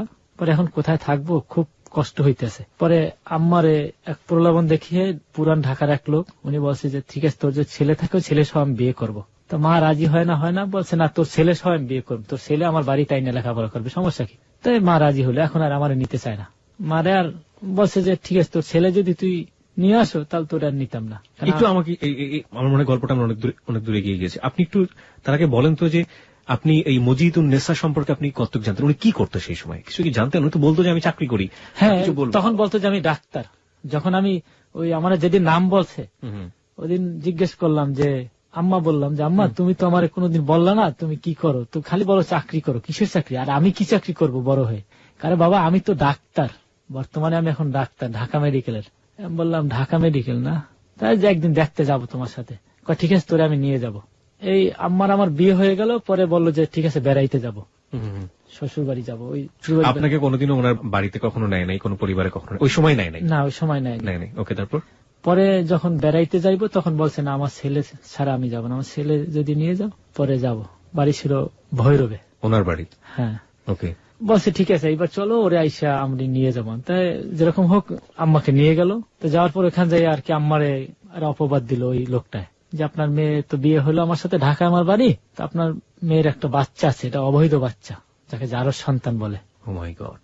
তো আমার আম্মাকে খুব মারধর করছে নানা, মানে ওনার মায়ের, আপনার মায়ের আসল বাবা যিনি। হ্যাঁ, খুব মারধর করছে যে তুই তোরে ঢাকায় লেখাপড়া করতে দিলাম, তা তুই এই কাজ করছিস, তুই বিয়ে কেন করলি, বাস ওই ছেলে নিয়ে তুই থাকতি, বিয়েটা কেন করলি। পরে ওখান থেকে পালাই চলে আসলো, নানা বাড়ি থেকে পালাই চলে আসলো। আসার পরে প্রায় 4-5 বছর ওখানে যাওয়া যায় নাই। এর ভিতরে আমি করতে করতে 7-এ থাকলাম আমি মান্ডায় এক বাড়িতে, এক বস্তিতে নিয়েও বললো যে এখানে তুই থাকবি। আমার এই বান্ধবী যে মান্ডা পেয়ারালি গলির ভিতরে, এখন বিল্ডিং হয়েছে, তখন বিল্ডিং ছিল না, টিনের বাড়ি ছিল, আর বেড়াবোড়া তেমন ভালো ছিল না। এক দারোগার বাড়িতে আমার নিয়ে দিল আর বললো যে তুই তো এখানে ছোট ছোট বাচ্চা আছে ওদেরকে পড়াবি, আর তোর থাকা খাওয়াটা ওরা দিবে ফ্রি। তা আমি বললাম যে ঠিক আছে, তাই থাকা খাওয়াটা যদি ফ্রি হয় তাহলে আর তাতেই তো আমার হয়, কিন্তু লেখাপড়া আমার ছাড়বো না। আমার বই কেনার টাকা, খাতা কেনার টাকা, কলম কেনার টাকা এগুলো কোথায় পাবো। তো এক লোক বললো যে তুই আমার সাথে যাবি নাকি। আমি বললাম কোথায়, কয় রাত্রে কাজ করতে। আমি বললাম রাত্রে কাজ করবো কিভাবে, আমি তো ঘুমান লাগে না। কয় আগে একটু কম ঘুমাবি, তা সমস্যা কি, ওখানে ঘুমান যাবে। তা বললাম যে ঠিক আছে যাবো। তো গেলাম, তাই বললো যে বালু টানতে হবে মাথায় করে, টুকরি দিয়ে বালু টানতে হবে। তো আমি ক্লাস 7-এ পড়ি, তখন আমি অত বড় বোঝা বহন করতে আমার খুব কষ্ট হচ্ছিল। তাই এক লোক ছিল, নাম ছিল সালাম, যে ওই কাটি দিত, সবাই ওখানে বাউর সালাম বলে ডাকতো। আলীগঞ্জ বালুর মাঠের উত্তর সাইডে। আর সর্দারের নাম ছিল একজন ফজলু আর একজন সোবাহান। তো সালাম সবাইকে টালি বলতো, টালি দিত, দুই সর্দারের টালিও একা দিত। আমার ছোট দায়িত্ব সালাম একটু আমার মায়া করতো আর বলতো যে তুই এতগুলো নিবি না, এতগুলো নিলে তুই কতক্ষণ টানতে পারবি, তুই তো 100 টানতে পারবি না। আমি বললাম কি করবো, তাই যে ওখানে ওই ভিতরে ভইরা দেয় জাহাজের ভিতরে, ওরে ডাক দিয়ে বলল যে এই ছেলে যখন যায় তখন ওর অর্ধেক টুকরি দিবি। কয়টা? আমি বলছি অর্ধেক টুকরি দিবি, বড়রা যে টানবো ওইটা তো আর ও টানতে পারবো না, কারণ ছোট মানুষ। তো ওই লোকটা একটু মায়া করলো, ঠিক আছে অর্ধেক অর্ধেক দেয়। আর আমার ওই তাই আমি বললাম যে ভাই আমার যে কমানলো আপনি আমার টালি দেন, আর ওরা বেশি এনে তারপর দেন না। কখন এটা আমি একদিক দিয়ে পোষাইনি, এতে আমার পাপ হইব না, কারণ তুই ছোট, তোরে যদি একটু আমি হেল্প করি। আরেকজনে ওই ভৈরা আনলো, ওরে বলি যে এবার বাড়াই আনবে না, তো টালি দেবো না। কেন বলি জানো? কই কেন? কই যে তোরটা আরো 10 জন দিয়ে আমি পূরণ করতেছি, এই জন্য ওদেরকে ঘুরি, আর তোরে ঘুরাই না। করতে করতে করতে করতে টাকা রাখলাম বাসায়। কয় টাকা পেলেন মনে আছে? প্রথম দিন পাইলাম 40 টাকা। তো গাড়ি ভাড়া দিয়ে আসা যাওয়া করতে করতে 10 টাকা চলে গেছে, খাইতে রাইতে 30 টাকা ছিল। করতে করতে 445 টাকা আমার কাছে হয়েছিল। তো টাকাগুলা ওই যেখানে থাকতাম ওই ওদেরকে বলতাম যে আমার এই টাকাগুলো রাখেন, হয়তো কেউ নিয়ে টিয়ে যাবে। কবা আমার কেউ ঘরে ঢুকে না, তুমি টাকা তোমার কাছে থাকুক, সমস্যা নেই। ওই দারোগার নামটা কি ছিল মনে আছে? মানে দারোগা ছিল না, দারোগার ওয়াইফ ছিল। দারোগা তো মারা গেছে তখন, উনি ছিল না, তবে ওনার ওয়াইফ ছিল এবং ওই ছেলে ছিল নাসির নাম। আপনি লজিং থাকার মতো বাসায় থাকতেন আর পড়াইতেন ওদেরকে। কিন্তু রাত্রে যে আমি কাজে যাইতাম এটা ওটা জানতো না, এটা ওদেরকে কখনো বলতাম না। আর ওই যে ছেলে নিয়ে যাইতো ওই ছেলে বলতাম যে কাজে যাইতে পারি ভাই, তবে আমার ওখানে কেউ বলতে পারবি না। বলতে ঠিক আছে। এরকম করতে করতে মাঝে মাঝে যাইতাম। তো 4-5 মাস গেল পরে 445 টাকা আমার হাতে জমলো। ওই টাকাটা বাসা থেকে হঠাৎ করে নাই। তখন খুব কষ্ট পাই, কান্নাকাটি করতেছে। কয় কিরে তোর কি হয়েছে রে? আমি কেউ বলতেও পারতেছি না যে কি কিনা। যদি টাকার কথা বলি তা কিনা বলে যে রাতের বেলা যাস চুরি করে কাজ করিস। হ্যাঁ, মিথ্যা অপবাদ দাও, এখান তো রাখবো না। তাহলে আরেকটা সমস্যা, কি সমস্যা আমাদেরকে খুলে বল। তা আমি বলি না, আমি বলছি না আমার স্বাস্থ্যটা ভালো না, আর আমার মায়ের কথা মনে পড়ছে, তো এই জন্য কান্না করলাম। কথা তোর মা আইসে এসে দিয়ে তোরে দেখে যায়, সমস্যা কি? এরপর আর সমস্যা রাখি? আমি বললাম না, সমস্যা নাই। আচ্ছা, একটা জিনিস একটু বলেন তো, এটা আপনার স্মৃতিতে আসে কিনা, আপনার মা সাধারণত লোকজনের কাছে কি বলে আপনাকে রাখতো? কারণ মা তো কখনো সন্তানকে এভাবে রাখতে পারে না, তো উনি কিভাবে রাখতেন ওনাদের কাছে? না, মা বলতো যে আমার এই ছেলে এটা একটু মাথার সমস্যা, তো ব্রেন আউট, তবে ও কারো কথা শুনে না, ও বাড়িতে থাকে না, বাড়িতে নিলে বাড়ি থেকে বের হয়ে যায়। তো অনেক করে কবিরাজ দেখাইতেছি, তো এই জন্য এইখানে সেইখানে রাখতেছি, কেন দেখি ওর ব্রেন ক্লিয়ার হয়ে আসে কিনা। যখন আমি মা ডাকছি তখন থেকে বলতো যে আমি যে তোর মা না, এ কথা তুই কেউ বলিস না, তাহলে কিন্তু সমস্যা হবে তোর। আর আমিও বলতাম না যে মা না, এটা বলতাম না। এরকম করতে করতে করতে করতে এরপরে মা হঠাৎ করে আমার কাছে একদিন চলে আসলো যে বাবা আমি ওখান থেকে চলে আসলাম, তখন আমি ক্লাস 8-এ পড়ি। আমি বললাম মা চলে আসলা কা? কয়ে তোরে নিয়ে অনেক বাজে মন্তব্য করে। আমি বললাম কি মন্তব্য? কয়ে আমি গেলাম, তোর নানা আমাকে মারছে, আর ওই যে লোকের সাথে বিয়ে বসলাম ও তো তোরে নিয়ে যাওয়ার কথা ছিল, কিন্তু তোরে নিবে না, আরো যাই বলছে যে তোরে নাকি আমি অন্য জায়গা থেকে, তুই আমার গর্বে ধরছিস, অন্য মানুষে অবৈধভাবে আর কি তোরে। আমি বললাম তো ঠিকই কইছে, আমি তো জারজ সন্তান। তা তখন জারজটা কি বুঝতে পারতেছি। তখন মা জড়াই ধরে খুব কান্নাকাটি করলো, খুব কান্নাকাটি করলো। তা মা আসছে, এখন কি করব? আমি তো তখন এতটাই দিতাম না যে মা, তা বলছি মা আসছে, সমস্যা কি, বিয়ে হয়েছে, এখন আসছে আমার কাছে, আমার কাছেই মনে হয় থাকবে। তা আসছে, আমার খুঁজ দিয়েছে, হ্যাঁ পাইতেছে না। আপনাকে নিয়ে কোথায় থাকলো উনি? বেশ কদিন ছিলেন আপনার সঙ্গে, রাইট? হ্যাঁ। কোথায় ছিলেন উনি? ওই মানরা, যেখানে আমি যেই বাড়িতে ছিলাম ওই বাড়িতেই। বলছে আমার ছেলেটা নিয়ে দেখি একটু ভালো হয়, তাই এরা আদর করে আম্মাকে ডাক্তার, আম্মা যখন বলছে আমি ডাক্তার ঢাকা মেডিকেলের, তখন এরা আদর করে আর কি ওরা রাখছে ওনাকে। হ্যাঁ, ওরা রাখছে। ওকে। তো এরকম করতে করতে হঠাৎ করে একদিন ওই স্কুলের খবর পাই, স্কুলে আসছে, আইসা বলছে তুই থাকিস করে আমার, আমি তো জানি না। আমি বললাম থাকি মানরা ওই পেয়ারালি গলির দারোগার বাড়ি। আমার নিয়ে যাবি? অন্য এক লোক বললো। আমি বললাম ঠিক আছে চলেন। দেখি ওই বাড়িতে বাসা আছে নাকি, আমি থাকবো তো এই জন্য খুঁজতেছি। আমি বললাম চলেন যাই, দেখে ঠিক আসছে। পরে ওই লোক আইসা আম্মারে নিয়ে গেছে। আমি বললাম ঠিক আছে যান গা। নিয়ে আমার খুব মারধর করছে, আটকাই নিয়ে বলে যার সন্তানের জন্য কি মায়া অমুক সমুক। তাই ততটা আমি গুরুত্ব দিতাম না। তা আমি আবার যেদিন নিয়ে গেছে ওইদিন আমি গেছি ওই কাজ করতে আবার। কিন্তু ওই দিন এক লোক বলে যে আমার সাথে ট্রাকে কাজ করবি নাকি? তা বললাম যে ঠিক আছে। ট্রাকের ড্রাইভারের নাম ছিল লাল মিয়া আর হেল্পারের নাম ছিল মুসা। তা শীত লাগতেছে তো ওরা বসছে ভিতরে, আমার দেশে উপরে যেখানে শীত লাগে, ছোট মানুষ। আমার সাথে আরো লোক আছে 3 জন। কারণ আমার বলতেছে তুই শীতের কিছু নিয়ে আসো না? আমি বললাম না। তা ওই ড্রাইভারে, লাল মিয়া ড্রাইভার, উনি ওনার গামছা ছিল, গামছা দিছে, আর মাফলার ছিল, মাফলারটা দিছে, যে এইগুলো কানে বেঁধে তুই বস গায়ে দিয়ে। পরে আমি বসলাম। বালুকা চলে গেলাম, ময়মনসিংহ এর বালুকা আছে না, ওইখানে চলে গেলাম। যাওয়ার পরে আমি প্রস্রাব করতে গেলাম গাড়ি থেকে নেমে। তো ওইখানে লোকেরা চোর চোর বলে আমাকে ধরছে। তো আমাকে মানে এমন মার মারছে যা বলতে পারতেছি না, যে কত মার মারছে চোর চোর বইলা। হঠাৎ করে কেন ধরলো এইভাবে? চোর বইলা ধরছে। যে আর জিজ্ঞেস করছে বাড়ি কই, থাকিস কই, এলাকায় কেন আসছো? কিন্তু আমি বলছি টেরাকে আসছি। তা টেরাক ওই যেখানে থামছে ওইখান থেকে আর একটু সামনে গেছে। আমি ওই বাথরুমও একবারে সারবো এই জন্য বসছি। তো ট্রেকের সামনে গেছে, বলছে তুই এখানে দাঁড়াইস, আমরা আসতেছি। গাড়ি ঘুরেই আসতেছে। আস্তে আস্তে আমার তো মায়ের দূর করে আইসা দেখে যে আমার খুব মায়ের দূর করছে। আমার বললে যে তোর বাসা কই? আমার ওই উস্তাদে বললাম যে আমার বাসা মান্ডা পেয়ারালি গলিতে দারোগার বাড়ি। বলে চল তোরে দিয়ে এসে। বাসায় দিয়ে গেল। খুব জ্বর, কি করব, কোথায় খাবার দাবার এখন ভালো লাগে না, কিছু না। পরে কই না এখানে আর থাকবো না, এখন আমি এইটে পড়ি, এখন তো মোটামুটি বড় হয়েছি, এখন এইখানে আর থাকবো না। ওই মান্ডা একটা বাড়ি করতেছে, ওইখানে বললাম যে আপনার এখানে বাসা ভাড়া হবে? কয় না, এখানে তো বাসা মাত্র উঠাইতেছি ভাই। কেন? আমি বললাম আমি তো ওই মান্ডা হায়দার আলী হাই স্কুলে পড়ি, আমার তো থাকার জায়গা না, এই জন্য। কত এখানে থাকতে পারিস, আমার এই দারোয়ান আছে না, দারোয়ানের সাথে থাকতে পারবি, তাহলে ভাড়া টাড়া দিতে হবে না। আমি বললাম হ্যাঁ পারবো। এরপরে দারোয়ানের সাথে থাকতে থাকতে থাকতে থাকতে 9ম শ্রেণীও ক্লিয়ার করলাম। দারোয়ানের নামটা কি ছিল? দারোয়ানের নামটা আমার খেয়াল নাই। এটা কি করতো মানে দারোয়ান আপনার সাথে জিজ্ঞেস করতো না যে কোথায় থাকিস, বাড়ি? না, দারোয়ানে আমি যাওয়ার পরে মনে করেন দারোয়ান তো একজন না, চেঞ্জ হয়। আচ্ছা আচ্ছা। মনে করেন 1 মাস পরে চেঞ্জ হয় আবার। আপনাকে কি করতে হতো ওই বাসায়? আমার আমি শুধু ওনার সাথে রাত্র মনে করেন 12টা-1টা পর্যন্ত আমি পড়তাম, উনি পাশে থাকতো, এরপর ঘুমাই যেতাম, এরপর উনি জাগনা থাকতো। উনি জানতো আপনার ব্যাপারটা যে আপনার বাবা মানে?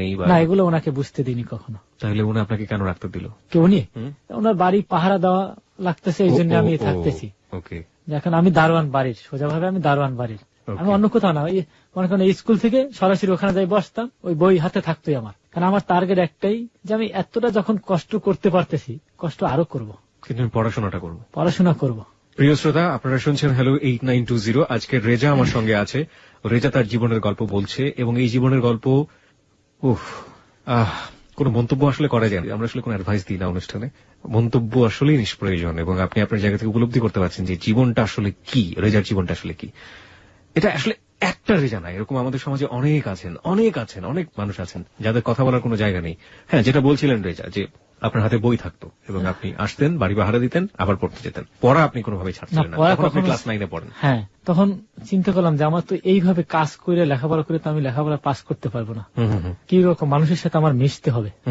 তাই প্রেম জিনিসটা তখন বুঝতে পারতাম। প্রেম জিনিসটা ক্লাস 9 কি? হ্যাঁ, ভালো লাগা, একটা মেয়েকে ভালো লাগা। হ্যাঁ, আমার সাথে যে মেয়েটা ছিল, মেয়েটার নাম ছিল আসিয়া। কোন আসিয়া? ওই যে আপনাকে হেল্প করলো সেই ছোটবেলা থেকে? হ্যাঁ হ্যাঁ, ও হেল্প করেই যাচ্ছে। ও হেল্প করেই যাচ্ছে, মাঝে মাঝে টাকা দেয়। কিন্তু আমি ওরা বলতাম যে তোর তো খুব ভালো লাগে রে। ভাই, আমার ভালো লাগবে না, আমি কি দেখতে কি অসুন্দর নাকি রে? তাই এরকম করতে করতে ও একদিন টাকা দিতে যাইয়া ওর গার্ডিয়ানের কাছে ধরা পড়ে গেছে। যে টাকা তুই কই দিস। ও কি আপনার চেয়ে জুনিয়র ছিল? মানে কোন ক্লাসে পড়তো? না, আমার সাথেই পড়তো। একসাথেই পড়তো? হ্যাঁ, কিন্তু ও একটু নর্মাল ছিল, আমি ক্লাসের ফার্স্ট বয় ছিলাম। আচ্ছা। এই জন্য মানে অনেকে আমারে ভালো জানতো, ক্লাসের যতগুলো ছাত্রছাত্রী ছিল সবাই আমাকে ভালো জানতো, আর সবাই আমার সাথে মিশতে চাইতো, কিন্তু আমি মিশতাম না। খালি আমার ওই হঠাৎ করে মনে পড়তো, যদি আমার বাবার কথা জিজ্ঞেস করে যে বা তুই কোথায় থাকিস, তোর বাড়ি, তখন কি বলবো? তখন তো আমার ওরা বলবে তাহলে তুই নিশ্চয়ই জারোর সন্তান। তাহলে আমি যাইনি শুনে এটা করবো না। আর ওরা বলতাম যে ঠিক আছে, তোর ভালো লাগে, ঠিক আছে আমার, কিন্তু কখনো তুই আমার বলবি না যে তোর বিয়ে করবো বা অন্য কোনো মন্তব্য করবি না আমার নিয়ে। কয় তুই কি বলিস? ও লজ্জা পাই তোর কি, যে এগুলো কি বলিস, এই বিয়ের কথা, এত ছোট ছোট মানুষ বিয়ে করে নাকি? আমি দূর, এগুলো এখন ভালো লাগলে স্বাভাবিক, এটা বলতেই পারে, তুই যদি আমার বইলে ভালো কখনো বলবি না। বলছে না। এরকম করতে করতে আমার সময়টা অনেক কেটে আসলো এসএসসি পরীক্ষা। 1995 সালে এসএসসি পরীক্ষা চলে আসলো। আসিয়া আমাকে টাকা দিয়ে হেল্প করছে, আসিয়া না, আরো 3-4টা মেয়ের সাথে আমি এরকম কথা বলতাম। কিন্তু সবার সাথে, কেন আমার টার্গেট ছিল যে আমার লেখাপড়া করতে হবে, যে আমার টাকা দিবে ওর সাথে আমি বন্ধুত্ব করব। কিন্তু বলতাম যে দেখ, আমার কখনো বলবি না যে তোর বিয়ে করতে হবে, কথা কখনো আমার শেয়ার করবি না, তাহলে কিন্তু আমি তোর সাথে কথা বলবো না, কত যত টাকা লাগে দেবে, এরকম সবাই বলতো। তাই টাকা নিতাম, কারণ আমার এখন আর ওই আগের মতো কাজ করা লাগে না। করতে করতে হঠাৎ করে ওই আসিয়া আমার একদিন টাকা দিল যে তোর তো সামনে পরীক্ষা আসতেছে। টাকাটা আপনি কিভাবে নিতেন? কারণ গরিব না হলে তো ওরা টাকা দিবেন। আপনি ওদেরকে বলতেন যে আমি গরিব বা এরকম কিছু একটা? হ্যাঁ, আমি বলতাম যে দেখ, আমি কিন্তু মা বাবার কোনো নেই না, আমার কেহ নেই পৃথিবীতে। তবে আসিয়া জানতো, কিন্তু আমার একটাই বলতো যে তুই এইটা কখনো ছোট মনে করবি না, আমি তোর পাশে আছি, সব সময় তোর পাশে আছি। এরকম চলে আসলো এসএসসি পরীক্ষা, ও টাকা দিল, আমি গেলাম গুলিস্তানে শার্ট কেনার জন্য আর প্যান্ট কেনার জন্য। তো একটা মেয়ে সুন্দরী, খুব সুন্দরী, মানে যদি সুন্দরীর দিক দিয়ে নির্বাচন করে মনে হয় যে লাখের ভিতরে একজন হবে, এরকম। আপনার চোখে সে অনেক বেশি সুন্দরী। ওকে, তারপর বললো যে ভাই আমি একটু ওপারে পার হবো, আমাকে একটু পার করে দেন। আমি বললাম আমি পারবো না। কথা সরি ভাই, দেন না পার করে, আমি বাচ্চাটা নিয়ে পার হতে পারতেছি না ব্যাগ নিয়ে। তা চিন্তা করলাম যাক দে পার করে। এই পার করতে গেছি, মাঝামাঝি গেলাম পরে মেয়ে চিৎকার মারছে যে আমার স্বামী আমার ফালাইতে যাইতেছে, বাচ্চা কাচ্চা নিয়ে আমার নিবে না। তো এই পোলাফানে ধরে টাকা ছিল 700 টাকা, 700 টাকাও নিয়ে গেল এবং মার দূর করলো খুব। এসএসসি পরীক্ষার টাকা?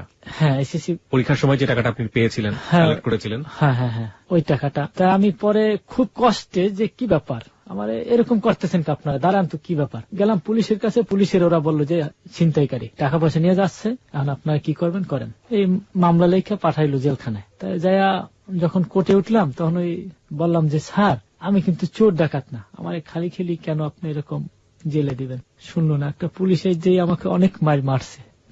তখন এত কান্না করছি ওনার সাথে যে স্যার আমি চোর ডাকাত না, আমার পৃথিবীতে কেহ নাই, মা বাবা ভাই বোন কিচ্ছু নেই স্যার আমার। আমাকে এরকম বললাম স্যার জারোর সন্তান নাম শুনছেন, আমি ওরকম জারোর সন্তান, আমাকে জেলখানায় দিন না স্যার, তাহলে আমার লেখাপড়াটা আর হবে না।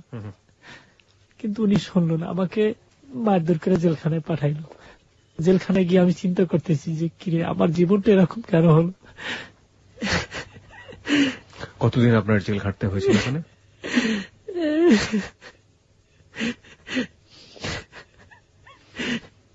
ওকে রেজা, আমরা গল্পের জায়গাটাতে ফিরি একটু। আপনার জেলে দেওয়ার পরে আপনার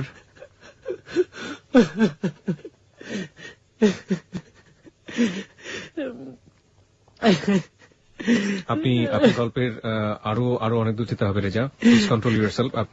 আপনি একটু বলেন যে জেলে আপনাকে দিল এবং দেওয়ার পরে আপনাকে কতদিন জেলে থাকতে হয়েছে, কি করেছে আপনার সঙ্গে সে সময়? জেলখানা থেকে আর কিছু শুনলো না, আমাকে জেলখানায় পাঠাইলো। ওই সময়টা আপনার এসএসসি পরীক্ষা দেওয়ার কথা? হ্যাঁ। আচ্ছা।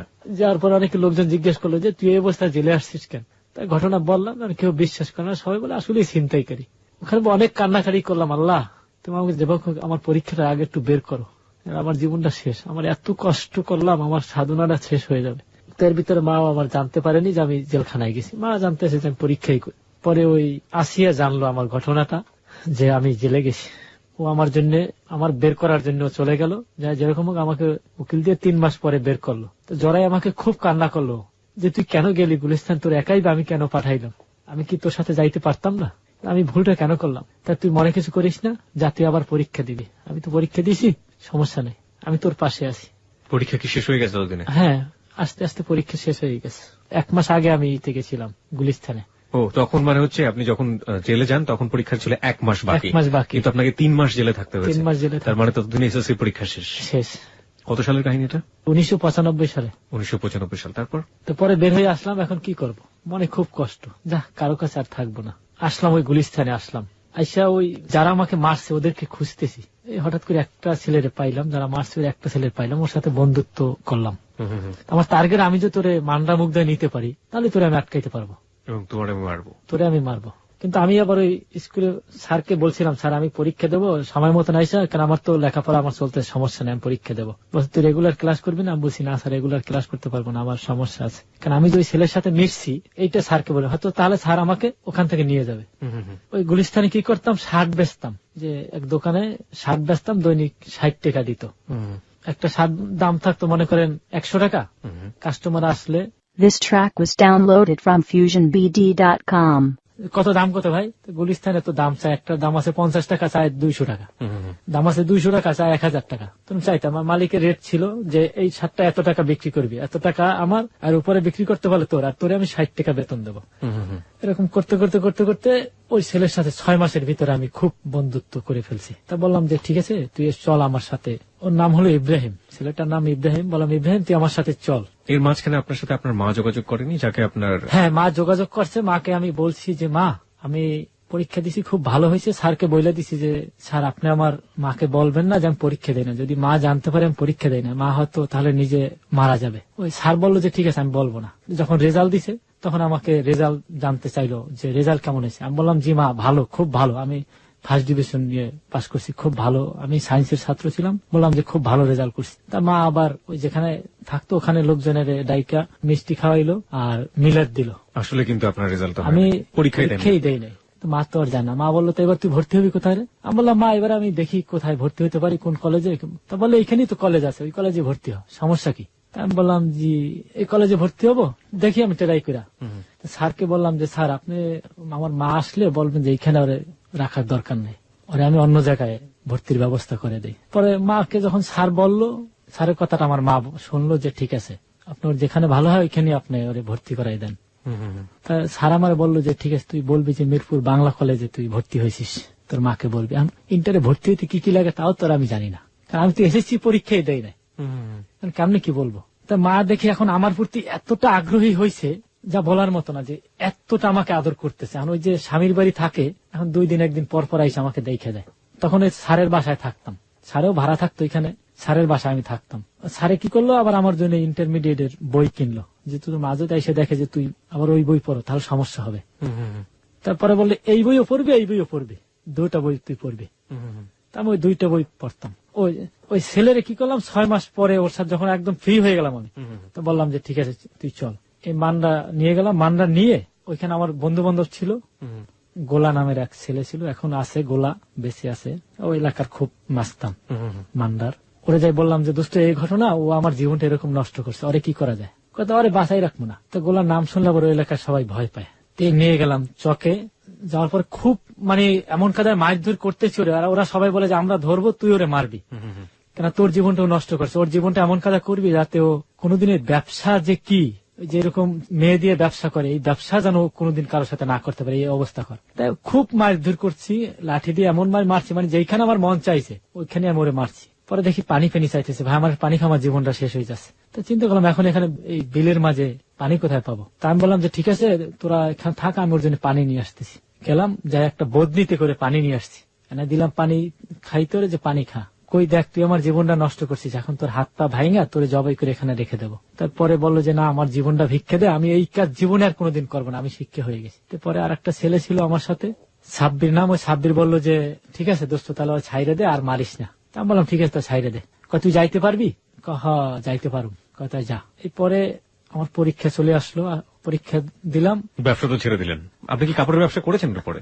ওর পরে হ্যাঁ, না, ওই ব্যবসার উদ্দেশ্য ছিল এতটুকুই যে ওর সাথে যতদিন আমি নিতে না পারছি ততদিন আমি এখানে কাজ করব, তাছাড়া আর কোনো কাজ করব না। কিন্তু আমারও তো টাকা দিয়ে হেল্প করতেছে ওই আসিয়া তো আমার টাকা দিতেছে। সুতরাং ব্যবসাটা ছিল ওই উদ্দেশ্যে যে ওকে মারবেন। ব্যবসাটা উদ্দেশ্য ছিল একটাই যে ও আমার জীবনটা নষ্ট করছে। আমি পারি না এখন মাকে বলতে, এখন আমার 2টা বই পড়া লাগতেছে, কারণ আমার এখানে একটা কষ্ট হচ্ছে না। তো যাই হোক, রেজাল্ট ভালো করলাম, খুব ভালো রেজাল্ট করলাম এসএসসিতে। হ্যাঁ, ফার্স্ট ডিভিশন। তাই গোপনে গোপনে স্যারে ওই মিরপুর বাংলা কলেজে ভর্তি করে দিল। তো মিরপুর ওই বাংলা কলেজের এক টিচার ছিল, আতাউর রহমান নাম। তো স্যার বলল যে এত দূর থেকে বাবা তুই আসবি, তার শিখে একটা কাজ কর, তোর আমি এই এলাকায় থাকার একটা ব্যবস্থা করে দেই। আমি মনে মনে চিন্তা করতেছি, আমি যদি এইখানে থাকি তাহলে আসিয়া হয়তো আমারে না পাইয়া বা আমার কাছে দেখতে না পাইলে হয়তো একটা যে কোনো একটা অ্যাক্সিডেন্ট দুর্ঘটনা ঘটাতে পারে। তা আমি বললাম যে না স্যার, আমি ওখান থেকে আসতে পারবো। কয় এত কষ্ট হয় না তোমার? আমি বললাম না স্যার, আমি তো আসতে পারি, সমস্যা হয় না আমার। তো বললো যে তুমি আসতে পারলে আর আমার সমস্যা নাই। তো এরকম করতে করতে আসিয়া বললাম, আসিয়া আমি কি করব? বললে কি, ওই এত দূর থেকে আসা যাওয়া, আমি তো ওইখানে কয় ওখানে তুই থাকলে আমি তো মরে যাবো গা। এই কথাটা কেন বললো বলেন তো? আসিয়ার সাথে আপনার এই যে এতটা হৃদয়ের বন্ধন, ও আপনাকে হেল্প করতেছে এবং বলতেছে যে আপনি ওখানে না থাকলে আমি তো মরেই যাবো, আপনিও বলছেন যে না, আপনাকে না দেখলে হয়তো একটা দুর্ঘটনা করে ফেলবে। হ্যাঁ, আমার একটা রিলেশনটা কি ছিল আপনাদের মধ্যে? ও আমার খুব ভালোবাসত, আর আমিও, কিন্তু আমি কোনোদিন ওরে বলি নাই। আর ও বলছে ওই দিনই যে না তুই ওখানে থাকতে পারবি না, তাহলে আমি বেঁচে থাকতে পারবো না, এরকম ওই দিনই বলছে যেদিন আমি ওরে বললাম যে আমি ওইখানে থাকবো মিরপুরে। তা তখন বুঝলাম যে আসলে আমার খুব ভালোবাসে। এই ইন্টারমিডিয়েট পরীক্ষার আগে মেয়ে মানুষ তো ও তো ইন্টারমিডিয়েট পাস করছে, কিন্তু আমি তো ইন্টারমিডিয়েট পাস করতে পারিনি। কিন্তু হঠাৎ করে আমার বললো কি যে দেখ আমার বিয়ে করতে হবে। আমি বললাম কি বলো, তোর তো আগেই বলা ছিল যে আমার তুই বিয়ের কথা বলবি না। আমি যখন প্রস্তুতি নেব বিয়ের, তখনই তোকে আমি বিয়ে করবো, তার আগে তোকে আমি বিয়ে করতে। এবং আপনার সবকিছু সে জানতো? হ্যাঁ। ওকে। আমি বললাম দেখ, তোরে যদি এখন বিয়ে করি, কেন আমার তো কিছু নেই, তোর নিয়ে থাকবো কোথায়, আর আমি তোরে কি খাওয়াবো?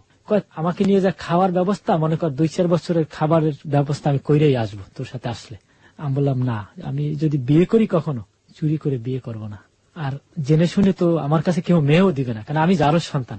ও পরে বললো যে তুই এগুলো তোরে বলছি না, তুই এগুলো বলবি না কখনো। আমি বিয়েতে রাজি হই না। করতে করতে 5-6 মাস চলে গেল।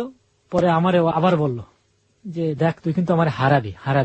আমি বললাম কেন তোরে হারাবো? কয় আমি বড় হয়েছি না। আমি কই তুই কি বড় হয়েছিস, কি বড় হয়েছিস, তুই তো আমার চেয়ে এখনো ছোট। আরে সেই বড় না, মা বাবা দেখতেছে আমি বড় হয়েছি, আমি ইন্টারমিডিয়েট পাস করছি, তাই আমি বড় হয়ে গেছি না এখন। বললাম যে থাক, এইটা বড় না, তুই বলবি যে না আমি এত তাড়াতাড়ি বিয়ে করবো, লেখাপড়া করবো। কয় আমি বললে হলো না, আমার মা বাবা বুঝে না। কই তা তুই কি কারোর সাথে আর কোনো কারোর সাথে এরকম কথা বলিস নাকি? কয় না, তোর সাথে আর আমি অন্য কারোর সাথে কথা বলি না, কেন তুই তোমার সবকিছু। তাই বললাম তাহলে তোরে বিয়ে দেবে কেন, কি বলিস? তাহলে আমি বলবো যে ওরে বিয়ে দিয়ে না। তুই বলতে গেলে তো সমস্যা হবে। বললাম না সমস্যা হবে না। তো ওর মাকে বললাম আন্টি আজকে তো ভালো লেখাপড়া করতেছে, তো কতদূর লেখাপড়া করাবেন? কয় কে বাবা? আমি বললাম না এখন তো মনে করেন আস্তে আস্তে মনে করেন মেয়েরা তো বেশি লেখাপড়া করে না, তো মনে করেন একটু বয়স্ক হলেই বিয়ে দিয়ে দেয়, যে মেট্রিক পাস করলে অনেকে বিয়ে দিয়ে দেয়, তার নিচে থাকলেও বিয়ে দিয়ে দেয়। এখন ওরে কতটা লেখাপড়া করাবেন? কয় না লেখাপড়া এই বাবা এখন এই পাস করলো, আর লেখাপড়া করাবো না, এখন বিয়ে দিয়ে দেবো। তারপর যদি জামাই ভালো হয়, যদি জামাই লেখাপড়া করাবে, নাইলে আর তোমার আঙ্কেল আর লেখাপড়া করাইতে চায় না। তা আমি বললাম যে ঠিক আছে, যদি আঙ্কেল নাই করাইছে তো তার এটা করার কিছু নেই, তবে জীবনটা নষ্ট করিয়েন না, কেন সবাই তো একটা আশা আছে ভালো। কিন্তু ওরা জানতো না, ওর মা বাবা জানতো না যে আমার কেহ নেই, এইটা জানতো না। ওর মা বাবা জানতো যে আমার সব কিছু আছে, আমি খুব বড় লোকের ছেলে। পরে জোর করে ওরে বিয়ে দিবে, ও বলছে না আমি বিয়ে করবো না। তোর বাবা বলছে যে বিয়ে না করি তাহলে আমার মরামুখ দেখবি। তা ও আমার বলে এখন। আমি বললাম ঠিক আছে, তুই বিয়ে কর। ঠিক আছে আমি বিয়ে করতে পারি, আমি যার কাছে যাবো ওর হাতে তুই আমার তুলে দিতে পারবি? আমি বলছি হ্যাঁ, তোর সুখের জন্য আমি পারবো। কয় না তাহলে তুই আমার সুখ দেখতেছো না, তাহলে তুই আমার দুঃখ টেনে আনছো। এই পরে যাই যেরকম হোক, ওর মা আমাকে রিকোয়েস্ট করলো বাবা তুমি এই কাজটা করো, তাহলে আমাদের তাকাই এই কাজটা একটু করে ওরে তুলে দাও। বললাম ঠিক আছে দেবো। ওকে তুইলে যেদিন দিছি, দিয়ে আমি সাথে সাথে 10 মিনিট ওই মান্দায় নেই, আমি চলে আসছি ওখান থেকে কমলাপুরে। আসলাম এক বন্ধুর বাসা, যে এই ঘটনা, তো আমি কোথায় থাকবো, এখন তো খুব কষ্ট হয়ে গেছে। কয়েকটা যেখানে থাকতো ওখানে, কিন্তু আমার আম্মা তো জানতো ওইখানেই থাকি। এর ভিতরে আমার আম্মারও বাচ্চা কাচ্চা হয়ে গেল, একটা ছেলে একটা মেয়ে হয়ে গেল। ছেলেটার নাম রিপন আর মেয়েটার নাম রিয়া। তো এরপরে বললো যে ঠিক আছে আমি একটু ওরে দেখতে যাবো। কয় এত বড় ছেলের সাথে দেখতে যাই মানে? ও তোর কি, তাহলে বাচ্চা কি আমার না? বাচ্চা আমার না, তা বাচ্চা কি ওই ছেলের? তখন আমার আম্মা এই কথা যখন বলছে তখন খুব কষ্ট পাইল, যে কিরে যেখানে আমি এতটা করতেছি সংসারের জন্য, আর তুমি আমার ছেলেকে নিয়ে এত বড় একটা অপবাদ দিলা, তো এত বাজে একটা কথা তো বললেন বাজে কথা বললা, এখানে আর থাকা যাবে না। এই মা ওনাকে ডিভোর্স দিল আপনার জন্য। আমার জন্য। হু আমি জানতাম না যে মা ওনাকে ডিভোর্স দিছে। আমি তো মান্ডায় তখন আর মান্ডা ছাড়লাম, তখন কি করব, কোথায় থাকবো, তখন চলে গেলাম হাজারিবাগ। হাজারিবাগ থেকে মনে করেন আমার মিরপুর বাংলা কলেজ যাইতে মোটামুটি একটু ভালো হয়। তখন বেরিবাদ আছে কিন্তু রাস্তা পাকা হয়নি, কাঁচা রাস্তা, একদম চরে থাকতাম, হাজারিবাগ চরে। তো এরকম করতে করতে এক ছেলে আসলো বরিশালের, হিন্দু ছেলে, ওই ছেলেও লেখাপড়া করে। তো ওই ছেলে নাকি দেশে মামলা জড়িত, তা তো আমি জানি না। একদিন রাত্রে হঠাৎ করে আইসা আমারে আর ওরে ধরাই দিল এক ছেলে পুলিশের। তা আমি বললাম পুলিশ নিয়ে আসছে নামে। তা আমার বললো আপনার নাম কি? আমি বললাম আমার নাম রেজা। তারপরে বললো ওই ছেলেরে যে তোমার নাম? বললো আমার নাম সহদেব গোলদার। বললো আপনার নামে ওয়ারেন্ট আছে, চলেন থানায় চলেন। এখন তো সমস্যা, বাড়িওয়ালার তো অবশ্যই জানাইতে হবে। এর সাথে সাথে বাড়িওয়ালার ডাক দিলাম যে আঙ্কেল একটু উঠবেন। মদ খাই এমন টাল, তজিমুদ্দিন নাম, মদ খেয়ে খুব টাল। পরে বললে কি হয়েছে রে? আমি বললাম পুলিশ আইছে, আমরা নাকি কিসের আসামি, পুলিশ ধরতে আইছে। তা বললো যে পুলিশকে নিয়ে আসছে। আমি বললাম ওই বরিশালের একটা ছেলে আছে না লম্বা করে, ওই যে ইনফরমার কাজ করে জাকির, ও নিয়ে আসছে। এর ভিতরে উনি নাই না, পুলিশের বক্কা ডক্কা, পরে জাকিরে দৌড়াই না বাইরে ঘুরাইয়া কইছে আমার বাড়ির ছেলে, এটা তো আমার ছেলে। আর চরের ভিতরে আমি তো জুমুদ্দি থাকতে আমার বাড়িতে বা আসামি ধরতে পুলিশ কাটায়। পরে আর আমাদের নিতে পারলো না। ওখানে থাকতে থাকতে ওই ছেলে চলে গেল, সহদেব ওখানে আর থাকলো না, চলে গেল। মা আমার খুঁজতে খুঁজতে পাগল হয়ে গেছে, প্রায় 2 মাস ধরে খালি খুঁজে। কিন্তু ওইখান যে ডিভোর্স দিয়ে আসছে তা তো আমি জানি না। আমি একদিন ক্লাসে গেলাম, মা ওই যাইয়া একদম সকালবেলা বাংলা কলেজের গেটে যাই দাঁড়াই রয়েছে। দাঁড়ানোর পরে আমি কি করলাম, যাইতেছি, আমার সাথে আরো মেয়ে ছিল একটা, ইশরাত জাহান তফা মেয়েটার নাম। তো মেয়েটার সাথে আমার খুব একটা সম্পর্ক হয়ে উঠলো। ও টাকা পয়সা দিয়ে চালাই, তোর বাবা ভাইরা জার্মানিতে থাকে। মেয়েটার কি আপনার সাথে ক্লাসমেট ছিল নাকি আপনার এলাকায় থাকতো? আমার ক্লাসমেট ছিল। আমি একই সাথে পড়তাম? হ্যাঁ, আমি তো ইন্টারমিডিয়েট পাস করলাম, করার পরে যখন অনার্সে ভর্তি হলাম। আচ্ছা, সেটা আমি একটু পরে যাই। তার আগে আপনার মা আপনার জন্য বাংলা কলেজের গেটে দাঁড়িয়ে আছে এবং ওই মেয়েটাকে নিয়ে আপনি আসতেছেন বলতেছেন, ওই মোমেন্ট একটু জানি। তো ওই মেয়েটাকে নিয়ে আসতেছে, তখন মা আমার দেখে ওইখানে পড়ে গেল ঢইলা। মা মনে করছে আমি ওরে বিয়ে করছি মেয়েটাকে, কেন এমন কাজে আসতেছিলাম। কারণ আমার উদ্দেশ্য ছিল এতটুকুই যে আমার ও টাকা পয়সা দিয়ে চালাইতেছে, ও যেরকম চলতেছে আমি ওরকমই চলবো। হঠাৎ করে দূর থেকে দেখলাম যে কি ব্যাপার, মা আমার দূরে মাকে ধরলাম। তারপর বললো কিরে এই কিরে? আমি বললাম আমার মা। তুই তো তোর মার কথা কোনোদিন আমাকে বলিস না। আমি বললাম মা আসে মাঝে মাঝে, তো তাই এই 2-3 মাস হলো মায়ের সাথে দেখা হয় না, এই জন্য মনে হয় আসছে দেখতে। এই যে ও সহ ধরে নিয়ে পাশে এক হোটেল ছিল, ওইখান থেকে পানি টেনে আই না, মাথায় পানি টেনে দিয়ে দেখলাম যে না একটু জ্ঞান ফিরছে। পরে বললো যে বাবা তুই তো আমার খোঁজ খবর নাও না কেন? আমি বললাম যে মা কি বলো, তোমার খোঁজ খবর আমি নেই না, মানে তুমি ছাড়া আমার কে আছে পৃথিবীতে? পরে খুব কান্নাকাটি করলো মা আমার সাথে, কয় আমি ওদেরকে ডিভোর্স দিয়ে চলে আসছি। আমি বললাম মা কে ওদের ডিভোর্স দিয়ে চলে আসছো কেন? কয় তোকে নিয়ে বাজে মন্তব্য করছে এই জন্য। তাই বললাম ঠিক আছে, যাক এটা চিন্তা করে লাভ নেই, যা করার তো হয়ে গেছে, এখন চলো বাসায় চলো। আমি ক্লাস করলাম না, আমার কাছে তো তেমন একটা টাকাও নেই। তপা বললো তোর কাছে টাকা আছে রে? আমি বললাম আছে মোটামুটি। তা ও আমার কি করলো, 500 টাকার 2টা নোট দিল, 1000 টাকা দিল, যে তোর আম্মা তো আমারই আম্মা, একদিন হবে। আমি বললাম হ্যাঁ হতেও তো পারে, কয়টা যা নিয়ে যা, যাতে আম্মা যেন কোনো কষ্ট না পায়। আসার পরে আম্মা বললো কি যে ঠিক আছে আমি ওখানে আর যাব না, তোর এখানেই বাকিটা সময় কাটাবো, তবে একটা কথা বলি বাবা। আমি বললাম কি বলো? কোনো দিন তুই আমারে ওখানে যাইতে বলবি না। আমি বললাম ঠিক আছে, কেন বলবো?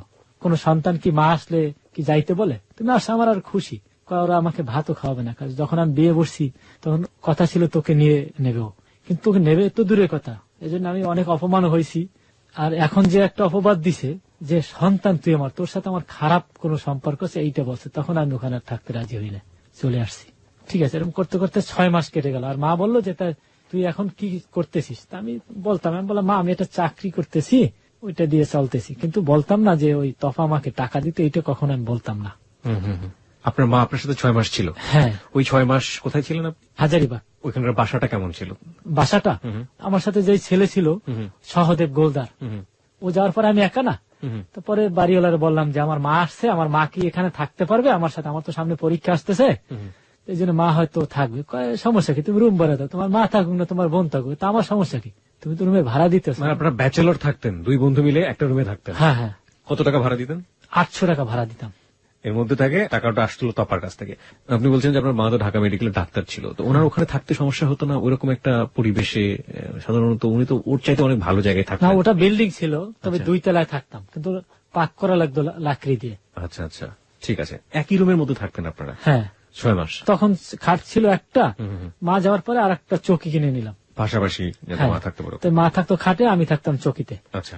অনেক লোকজন যাইতো আমার মাকে দেখতে, বলতো যে মায়ের মতোই তো ছেলেটা এরকমই সুন্দরী হয়েছে। তা মা বলতো যে ছেলে তো এরকমই হবে, কিন্তু কোনোদিন আমি কোনো লোককে বুঝতেও দেই নাই কি ঘটনা বা কি। 6 মাস তো উনি ছিল। হ্যাঁ। তো উনি কিভাবে থাকলেন আপনার কাছে, কি করতেন? মা একটু সিরিয়ালে যাই। হ্যাঁ। ও মা বলতো আমার তুই কি করিস, আমি বলতাম যে আমি চাকরি করি। হুম হুম আমি বাজার টাকা ওই মনে করেন চাল ডাল তো একদিনে কিনে নিতাম, হুম আর মাছ তরকারি তো মনে করেন বাসার কাছে ওখানে নদী আছে, তাজা মাছ পাওয়া যাইতো, নিয়ে আসলে কিনতো। আর খুব কষ্ট করে মা বুঝতে পারতো যে আমার খুব কষ্ট হয়। যেদিন আমি বুঝতে পারছি যে মা মনে হয় আমার জন্য না খেয়ে থাকে অনেক সময়, পরে একদিন গেলাম, বললাম মা এই আসলা প্রায় 5 মাস হয়ে গেল, কোনোদিন তো তুমি আমার সাথে একাত্রে বসে ভাত খাওনি। কয় তুই এখন বড় হয়েছিস, তোর সাথে বসে কেন আমি ভাত খাবো নাকি? আমি বললাম না, আমি তোমার কাছে বড়, বলো তো আমি কি তোমার কাছে বুড়ো হয়ে গেলাম? কয় না, সেই কথা বলি না। আমি বললাম তাহলে আজকে থেকে আমার সাথে তুমি ভাত খাবা, নাহলে আমি কিন্তু এক বেলা ভাত খাবো না। তো খুব কান্না করলো, কিসের জন্য তা জানি না। পরে বললো যে ঠিক আছে। তো ভাত নিয়ে দেখতাম 1 প্লেট ভাত নিত, কারণ আমার একটা হিসাব আসতো 1 প্লেটের পরও মা হয়তো ওই হিসাবে ভাত আরো খাইতে পারে, কিন্তু ওই 1 প্লেট নাড়াচাড়া করতে করতে আমার 1 প্লেট খাইয়ে শেষ, আবার আমি আবার নিতাম। তো মা ওইটাই পুরোটা খাইতো না। তখন আমি চিন্তা করলাম মনে হয় আমার কষ্টের জন্য মা এরকম করতেছে। মানে আমি যাতে বেশি না খাই, আপনি যাতে বেশি খান। হ্যাঁ, আমি আমাকে বেশি খাইয়ে মা কম। তারপরে বললাম মা একটা কথা বলি, রাগ করবে না? কয় না। আমি বললাম তুমি তো আমার মা। কয় হ্যাঁ। আমি কই তুমি কেন এইখানে এত কষ্ট করবা? কয় কিসের কষ্ট? আমি কই তুমি কম কম খাইতেছো, এটা কষ্ট না? কয় না, আরে এইটা বুঝবি না, এটা একটা শান্তি, তুই খাইলেই তোমার পেট ভরে যায়। আমি বললাম মা না, তোমার চেহারার দিক তাকাও, তোমার চাকরিও ছেড়ে দিলা। উনি চাকরিও ছেড়ে দিয়েছিলেন? হ্যাঁ, চাকরিও ছেড়ে দিলা, এবং ওই যেখানে থাকতা ওখান থেকেও চলে আসলা। ওখান থেকে আসলে আমার বরং লাভই হয়েছে, কেন মা কাছে পাইলে সন্তান সবচেয়ে বেশি খুশি হয়। তো এই খুশিটা আমার হয়েছে। তো আমার তো ওখানে ছোট ভাই বোন আছে, ওদেরকে এখন কে দেখবে? কার ওদের দেখার লোক আছে? আইসা আমারে বললো যে ওই লোকটা আর একটা বউ আছে, ওদেরকে দেখাশোনা করবে। আমার এরকম পুরো মিনিং দিয়ে বলে না যে তোর সাথে আমার বাজে কোন আছে এইটার জন্য আমি, কিন্তু ওখানে তোর আর একটা বউ আছে, ওই বউ ওদেরকে নিয়ে লালন পালন করে, আমার কাছে আসতে দেয় না। তার কারণে চিন্তা করলাম তোর আর একটা বউ আছে, তাহলে আমি এখানে থাকি কি করবো? এই জন্য আমি চলে আসছি। আমি বললাম ঠিক আছে, তাহলে ওখানে যাওয়ার দরকার নেই, আমার কাছেই থাকো। আমি ইন্টারমিডিয়েট পাস করলাম, তখন অনার্সে ভর্তি হবো, টাকার তো দরকার, টাকা কোথায় পাবো? ইন্টারমিডিয়েট রেজাল্ট কি ছিল? ইন্টারমিডিয়েটে 2nd ডিভিশন। আপনি 2nd ডিভিশন পেলেন ইন্টারমিডিয়েট? জি। ওকে। যে এখন তাহলে টাকা কোথায় পাবো? তাই আমি তপারে বললাম কি যে তপা আমার তো টাকার দরকার, এখন কি করি? কয় কেন টাকা দিয়ে কি করবি? আমি আমার ভর্তি, কয় তোর এই চিন্তা তুই কেন করিস?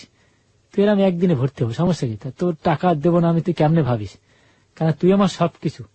কিন্তু আমি চিন্তা করতেছি যে ও যে বলে সবকিছু করতে করতে একজন আমার বিদায় হয়ে গেল, এখন এও জানি আবার কোন দিন হারাই যায়, তখন যদি আমার লেখাপড়াটা আল্লাহ না হয়। তা আমি কি করলাম, ফাঁকে যখন ইন্টারমিডিয়েট পাস করলাম, তখন ওই হাজারিবাগ চরে কয়েকটা ছেলে নিলাম যারা 9-10-এ পড়ে, এরকম 2টা ছেলে নিলাম, 2টা মেয়ে নিলাম। বলল যে 400 টাকা করে দিবে এক একজনে, যে 400 টাকা করে দেব, আমাদেরকে পড়াবেন। আমি বললাম ঠিক আছে, আমি পড়াবো। তাই মা যখন লেখাপড়া আছে, আমি বললাম ঠিক আছে তোরা সকালে বাসায় আসবি। তো আসলে মা ওদেরকে পড়াইতো সকালে। আচ্ছা আচ্ছা। আমার মা পড়াইতো। তো এরকম 6 মাস আমার মা ওদেরকে আর কি পড়াইতো। হঠাৎ করে এরকম করতে, মনে করেন আমি যখন এই অনার্সে ভর্তি হব, ভর্তির সবকিছু ম্যানেজ করে দিল ওই তপা। ভর্তির পরেও ওই ছেলেদেরকে আমি 2 মাস পড়াইছি, আমার মা পড়াইছে। হঠাৎ করে খুঁজতে খুঁজতে একদিন আমার ওই এই আমার যে স্বামী, উনি খুঁজতে খুঁজতে একদিন আমাদের কাছে গেছে। আমরা যে জায়গাটায় ছিলাম, যে আপনার মাকে খোঁজ করতে আসলো হচ্ছে হলো ওই সেই লোকটা যে লোক বিয়ে করেছিল, যে লোক আমার আম্মাকে বিয়ে করলো, ওই লোক খোঁজ করতে আসছে। তা আমি বাসায় যাচ্ছিলাম আমার কলেজ থেকে, হঠাৎ করে রাস্তার ভিতরে উনি আমাকে জড়াই ধরলো যে বাবা আমাকে একটু সাহায্য করে। আমি বললাম কিসে সাহায্য? আমি ওনাকে তো আর চিনিনি তখন কে না কে। আমি বললাম কি ছাড়েন তো, পা ছাড়েন। আমাকে পা ধরে জড়াইয়া বললো যে বাবা তুমি আমার যদি সাহায্য না করে তাহলে আমি কোনোভাবেই বাঁচার কোনো রাস্তা নেই। আমি বললাম কি ছাড়েন, আপনি বড় মানুষ কেন আমার পায়ে হাত দিলেন? দাঁড়ান তো, কে আপনি, কোথায় বাড়ি আপনার? পরে বললো যে তোমার যে মা উনি আমার ওয়াইফ। আমি বললাম কি বলেন, আমার মা আপনার ওয়াইফ, তাহলে আপনি আমার বাবা, তাহলে এটা আমি জানবো না? কয় যার জন্য একটু সমস্যা হয়েছে, যে তোমাকে একটু বাজে মন্তব্য করে কথা বলছিলাম তো রাগের বশীভূত, এখন তোমার মা আমাকে ডিভোর্স দিয়ে চলে আসছে। এখন তোমার কাছে আমার এতটুকুই অনুরোধ যে তুমি ছাড়া আমার কেহ নেই, তুমি যদি আমার ছেলে হও তাহলে তোমার মাকে আমার কাছে পাঠাইবা। আমি মাকে কেমনে বলবো যে আপনার কাছে যাও, মা আজ আমার কাছে চলে আসছে। কয় তা না হলে তুমি কি চাও যে তোমার সামনে আমি আত্মহত্যা করি বা মারা যাই? আমি বললাম না, তা কেন যাবেন? তারপরে বললো যে ঠিক আছে, তাহলে আমি তোমাকে অনুরোধ করছি, তোমার মাকে যেরকম পারো আমার কাছে দিয়ে দাও। দুইটা তোমার ছোট ভাই বোন আছে, ওরা খুব ছোট ছোট কান্নাকাটি করতেছে। আমি বললাম যে আপনি নাকি আর একটা বিয়ে করলেন শুনলাম। কয় না না, এটা কিছু না, শুধু এই যে একটু বাজে মন্তব্য নিয়ে বকা দিলাম, রাগের বশীভূত এইটুকুই, এই জন্য আমাকে ডিভোর্স দিয়ে চলে আসছে। আমি বললাম ঠিক আছে, আমি তাহলে আপনি জান আমি আম্মাকে নিয়ে কখন যাব বলেন? পরে বললো যে ঠিক আছে, তুমি কবে যাইতে পারো? আমি বললাম 2-1 দিনের ভিতরে আমি চলে যাবো। বাসায় গেছি, এখন আম্মার সাথে আমরা কথা বলি না। তখন আম্মা বলতেছে কিরে তোর কি হয়েছে, কথা বলিস না কেন? আমি বলছি আমার মন খারাপ। কয়কা? আমি বললাম যে আম্মা আমি একটা কথা বলতাম, কথাটা কি রাখবেন? বলে কি কথা বলবি, তোর কোন কথা আমি রাখি না? আমি বললাম যে দেখেন আপনি তো অনেক সময় রাগে যান, কথা রাখতে নাও পারেন। কনা তোর কথা আমি রাখবো, বল কি কথা? পরে আমি বললাম যে আপনি সত্যি কথা বলেন যে হ্যাঁ রাখবেন। পরে বলো যে হ্যাঁ ঠিক আছে আমি রাখবো। আমি বললাম আম্মা ওই লোক যদি তোমার নিতে চায় তাহলে তুমি ওইখানে চলে যাবা? আমি গেলে কি তোর কষ্ট দূর হয় নাকি? আমাকে নিয়ে তোর বোঝা হইলো নাকি কোনো একটা? আমি বললাম জি না আম্মা, তুমি এগুলো কি বলো, মা আসলে কি কোনো সন্তানের বেশি হয়ে যায় নাকি, বোঝা হয়? পরে বললো যে ঠিক আছে তুই কি বলবি বল। আমি বললাম তাহলে তুমি যদি আমার এতটা বেশি ভালোবাসো তাহলে তুমি ওইখানে চলে যাবা, সব ব্যবস্থা আমি করে দেবো। তা মা বললো যে ঠিক আছে আমি চলে যেতে পারি, তবে একটা শর্ত আছে। আমি বললাম ঠিক আছে তোমার সব শর্ত আমি মেনে দেবো। কোনো দিন তুই আমার কাছে ফোন দিবি না, কোনো দিন তুই আমার কাছে ফোন করবি না। তা আমি বললাম না করবো না। যদি আমার কাছে কখনো ফোন করিস তাহলে আমার মরা মুখ দেখবি ওই দিন। আমি তোর কাছে আমার যখন মনে পড়বে আমি তোর কাছে ফোন করব, তুই আমার কাছে কোনো ফোন করবি না। আমি বললাম জি আমি তাহলে করবো না। এরকম করে আম্মাকে ওখানে দিয়ে দিলাম। আম্মা এখন মোটামুটি হয়তো মনে হয় সুখে আছে না শান্তিতে যা জানি না। তো দেখা যায় 1 মাস 1.5 মাস বা 2 মাস পরে একদিন হয়তো ফোন দিয়ে 2-1 মিনিট কথা বলে যে কেমন আছিস, ভালো, এতটুকু বলে যে হ্যাঁ তুই ভালো থাকলি ভালো, এই বলে লাইন কেটে দেয়। আপনি কখনো ফোন দেন না? না, আমাকে তো নিষেধ করে দিয়েছে, যদি আমি ফোন দেই তাহলে ওনার মরা মুখ দেখবো। কেন আমি চাই না আমার মা আমার থেকে সরে যাক, দূরে চলে যাক, এই জন্য আমি ফোন দেই না। What a story man. Okay, তারপর? এরকম করতে করতে আমি মনে করেন আমার অনার্সের 2য় বর্ষে চলে আসছি। আপনি কোথায় ভর্তি হলেন এটা আমাদের একটু বলেন। অনার্স ভর্তি হলাম মিরপুর বাংলা কলেজ। ওখানেই ভর্তি হলেন? হ্যাঁ ওখানেই ভর্তি হলাম। কোন সাবজেক্টে ভর্তি হলেন? রাষ্ট্রবিজ্ঞান। পলিটিক্যাল সায়েন্সে ভর্তি হলেন আপনি মিরপুর বাংলা কলেজে? জি জি। ওকে। তো মনে করেন এরকম টাকা আমার ওই দিতেছে, তপা তপা দিতেছে টাকা আমাকে। তা আমি একদিন তপাকে বললাম যে সবাই কক্সবাজারে যায়, তা আমি একদিন কক্সবাজারে যাব, তুই যদি যাইতে বলিস তাহলে যাবো। তুই একা যাবি কেন, আমি যাবো। আমি বলবো না তোকে নিয়ে যাওয়া যাবে না, মানুষের অনেক বাজে মন্তব্য করবে। করুক, তাতে আমার সমস্যা কি, কারণ তোকে তো আমি বিয়ে করবো। কিন্তু আমার টার্গেট যে আমি তোর বিয়ে করতে যাচ্ছি না, কারণ আমার উদ্দেশ্য হলো যে আমার লেখাপড়াটা কিভাবে আমি চালাই যাব। যেভাবেই হোক আপনাকে টাকাটা রোজগার করতে হবে। টাকা রোজগার করতেই হবে। অনেক বুঝের মাধ্যমে বললাম যে না এই মুহূর্তে তোর যাওয়াটা ঠিক হবে না। কথা তোর কাছে তো টাকা নাই, যাবে কি দিয়ে? আমি বললাম শোন যাইতে পারবো, আল্লাহ এক ব্যবস্থা করে দেবে। তো আমাকে 2000 টাকা দিল কক্সবাজার যাওয়ার জন্য, 2000 টাকা দিল। আমি বললাম তুই যে এত টাকা দেও, তা এই টাকাটা শোধ করবো কেন, শোধ করবি কি? মানে তুই আমার স্বামী হবি, আমার স্বামী হলে স্বামীর কি আর শোধ করার কি না আছে? আমি তো বলি না যে না তো স্বামী হবো না, কথা আমি বলতে পারি, কেন তখন কিনা আমার টাকা পয়সা দেওয়া বন্ধ করে দেয়, এই জন্য বলি না। আমি চলে গেলাম কক্সবাজারে। যাওয়ার পরে একটা মেয়ে আমাকে খুব বারবার ফলো করতেছিল। ওই মেয়ের ভাই, বাবা, মা ওরা সব কক্সবাজার গেছে, ওরা চিটাগাঙে বাড়ি করছে। ওই ওর হোম ডিস্ট্রিক্ট হলো জামালপুর, মাদারগঞ্জ থানায়। দেখা হওয়ার পরে সে মেয়েটা বারবার আমাকে ফলো করতেছে। আমি এক পর্যায়ে মেয়েটাকে ডাক দিলাম। আমি বললাম কি দেখতেছেন আমাকে? বলে না এমনি ভালো লাগতেছিল তো, যে না চিটাগাঙের আঞ্চলিক ভাষায় কথা বলে। আমি বললাম আমি আঞ্চলিক ভাষা বুঝি না তো। পরে বললো যে ঠিক আছে আপনার বাসা কোথায়? আমি বললাম আমার বাসা তো ঢাকায়। বলে ঢাকা কোন জায়গায়? আমি বললাম কেন ঢাকা কি আপনি চিনেন? পরে বললো যে না ঢাকা যাইনি তো কখনো, তবে বন্ধু বান্ধব থাকলে হয়তো যেতেও পারি। আমি বললাম বাহ খুব সুন্দর কথা বলছেন তো, তা আপনার বাসা কোথায়? তা বললো যে আমার বাসা চিটাগাং। আমি বললাম চিটাগাং কোন জায়গায়? পরে পুরো অ্যাড্রেস নিলাম। পরে ওর মা বাবা ডাকলো কে ছেলেটা? তা আমাকে ওর মা বাবা দেখেও খুব আদর করলো, যে আসছো বাবা, এখানে থাকো কোন জায়গায়? আমি বললাম এখানে তো হোটেলে থাকতেছি। তা ঢাকায় কবে ফিরবা তুমি? আমি বললাম যে ঢাকায় ফিরবো হয়তো আগামীকালে। বলে না আজকে চলো, তাহলে আমাদের ওখানে থাকবা যাইয়া কালকে চলে যাবো। আমি পরে বললাম যে ঠিক আছে চলেন। আমার দুটাই টার্গেট যে আমি চিটাগাং শহরটা একটু দেখি, কেন কখনো চিটাগাং যাইনি, চিটাগাং শহরটা একটু দেখি। আসলাম, আসার পরে দাঁড়ান, এখানে অনেকে সন্দেহ হবে, আমি একটু পরিষ্কার করতে চাই এই ব্যাপারটা। কারণ অপরিচিত এরকম একটা ছেলেকে কেউ বাড়িতে নিয়ে যাবে এটা কেউ বিশ্বাস করবে না। মানে ব্যাপারটা এরকম কেন হবে যে একটা মেয়ে আপনাকে ভালো লাগলো, আপনি তার সাথে সরাসরি কথা বললেন এবং তার পরিবারের মেম্বাররাও আপনাকে পছন্দ করছে এবং আপনাকে বলছে যে আসো বাবা বাড়িতে, এবং আপনি সেই বাড়িতে যাচ্ছেন। এতটা স্পন্টেনিয়াসলি সাধারণত মানুষের জীবনে এই ঘটনাগুলো ঘটে না। মানে আসলে কি হয়েছিল? ওনার একটা ছেলে ছিল, আমার মতোই একটা ছেলে ছিল। ছেলেটা নাকি মারা গেছে, এই জন্য ওনার ভালো লাগছে। মহিলার, হ্যাঁ মেয়েটার মায়ের। হুম। ওরা কি বলছে তা তো আমি জানি না। তো উনি যখন বললো আমারে, আর আমি তো চিন্তা করছি কেন আমার কোনো এখন শত্রু নেই, কেন শত্রু নেই তাহলে আমি যে কোনো জায়গায় আমি যেতে পারবো। মানে আমি একটু শ্রোতাদেরকে বলি, এখানে গল্পের একটু কনফিউজ হয়ে যাওয়ার ব্যাপার আছে। আসল ব্যাপারটা ছিল এই মেয়েটা ওনার দিকে দৃষ্টি দিচ্ছিল এই কারণে যে ও তো দেখতে আমার ভাইয়ের মতো, এবং যে ভাইটা মারা গিয়েছিল, এবং সে কারণেই হয়তো ওর ফ্যামিলির একটা আলাদা ইন্টেনশন ওর প্রতি ছিল, এবং ওকে বলছে যে চলো আমাদের বাড়িতে গিয়ে থাকবা। ওকে, তারপর আমি ওখানে ওদের কাছে চলে আসলাম চিটাঙে। পরে ওর বাবা বলল যে আমার কটা বাড়ি আছে চিটাঙে, কারণ তোমাকে দেখে আমার একটা ইতিহাস মনে পড়ছে, এটা তোমাকে এখন বলবো না, হয়তো পরে তোমাকে আমি জানাবো যদি ভাগ্যে থাকে। তো উনি নিয়ে আমাকে ঘুরে ঘুরে অনেক, ওনার 7টা বাড়ি, উনি 7টা বাড়ি আমাকে দেখাইলো ঘুরেইয়া চিটাঙে। পরে বাসায় নিয়ে আসলো, আসার পর আমি বললাম যে ঠিক আছে আমি চলে যাব ঢাকায়। পরে বলো যে ঠিক আছে তাহলে তুমি ঢাকায় চলে যাবো, যখন ভালো কথা ঢাকায় চলে যাও। মেয়েটার নাম ছিল নাদিরা বেগম সুমা। সুমা বলল যে মনে কিছু করবেন না, আপনার মোবাইল আছে? আমি বললাম জি না, মোবাইল নাই, তবে TNT নাম্বার আছে, TNT নাম্বারটা আপনাকে দেওয়া যায়, কেন 2000 সালে তখন আমি ওই মোবাইল ব্যবহার করি নাই। কার TNT নাম্বার এটা? ওই যে বাসা আমি, ওই বাড়িওয়ালার TNT নাম্বার। হ্যাঁ। পরে বলে আপনার চাইলে দিবে? আমি বললাম হ্যাঁ আমাকে চাইলেই দিবে।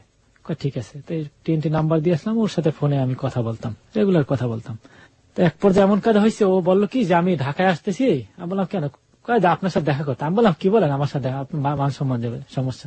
আর আমি আনতেছি না এই জন্য, কেন আমাকে তো যদি হঠাৎ করে জিজ্ঞেস করে তোর বাবা কি করে রে, তখন আমি এটা বলতে পারবো না কিছু। তপাও জানে না যে আমি কোথা থেকে আসছি। একদিন তপাকে বললাম যে তপা, একটা মেয়ে আমার সাথে কথা বলে প্রত্যেকদিন। মেয়েটা কোথা থেকে? আমি বললাম চিটাং থেকে। চিটাং কি কথা বলে? আমি তো ওর নাম্বার আছে, ওই নাম্বারে তুই একটু ফোন দিয়ে দেখতে পারো না। কক্সবাজারে কেন গেলেন হঠাৎ করে? কক্সবাজার দেখতে গেছিলাম, সমুদ্র সৈকত। হ্যাঁ, দেখতে কখনো যাইনি তো আগ্রহ হলো। হ্যাঁ, আমার জীবনটাই গেছে, মনে করেন কি অবস্থায় গেছে তা তো আপনি নিজে বুঝতে পারতেছেন যে আমার জীবনটা কি অবস্থায় গেছে। নিশ্চয়ই। তারপরে কি হলো ওই জায়গাটায় আসার পরে? হ্যাঁ, তপা কি বললো মেয়েটার ব্যাপারে? তপা ফোন দিয়ে ওর কাছে জিজ্ঞেস করলো কি সমস্যা কি। তা তো ও বললো যে আমার ভাইয়ের মতো দেখায়, তো আমার ভাইটা মারা গেছে। এই তখন জানতে পারছি যে কাহিনী হচ্ছে। হ্যাঁ, কাহিনী হচ্ছে এটা।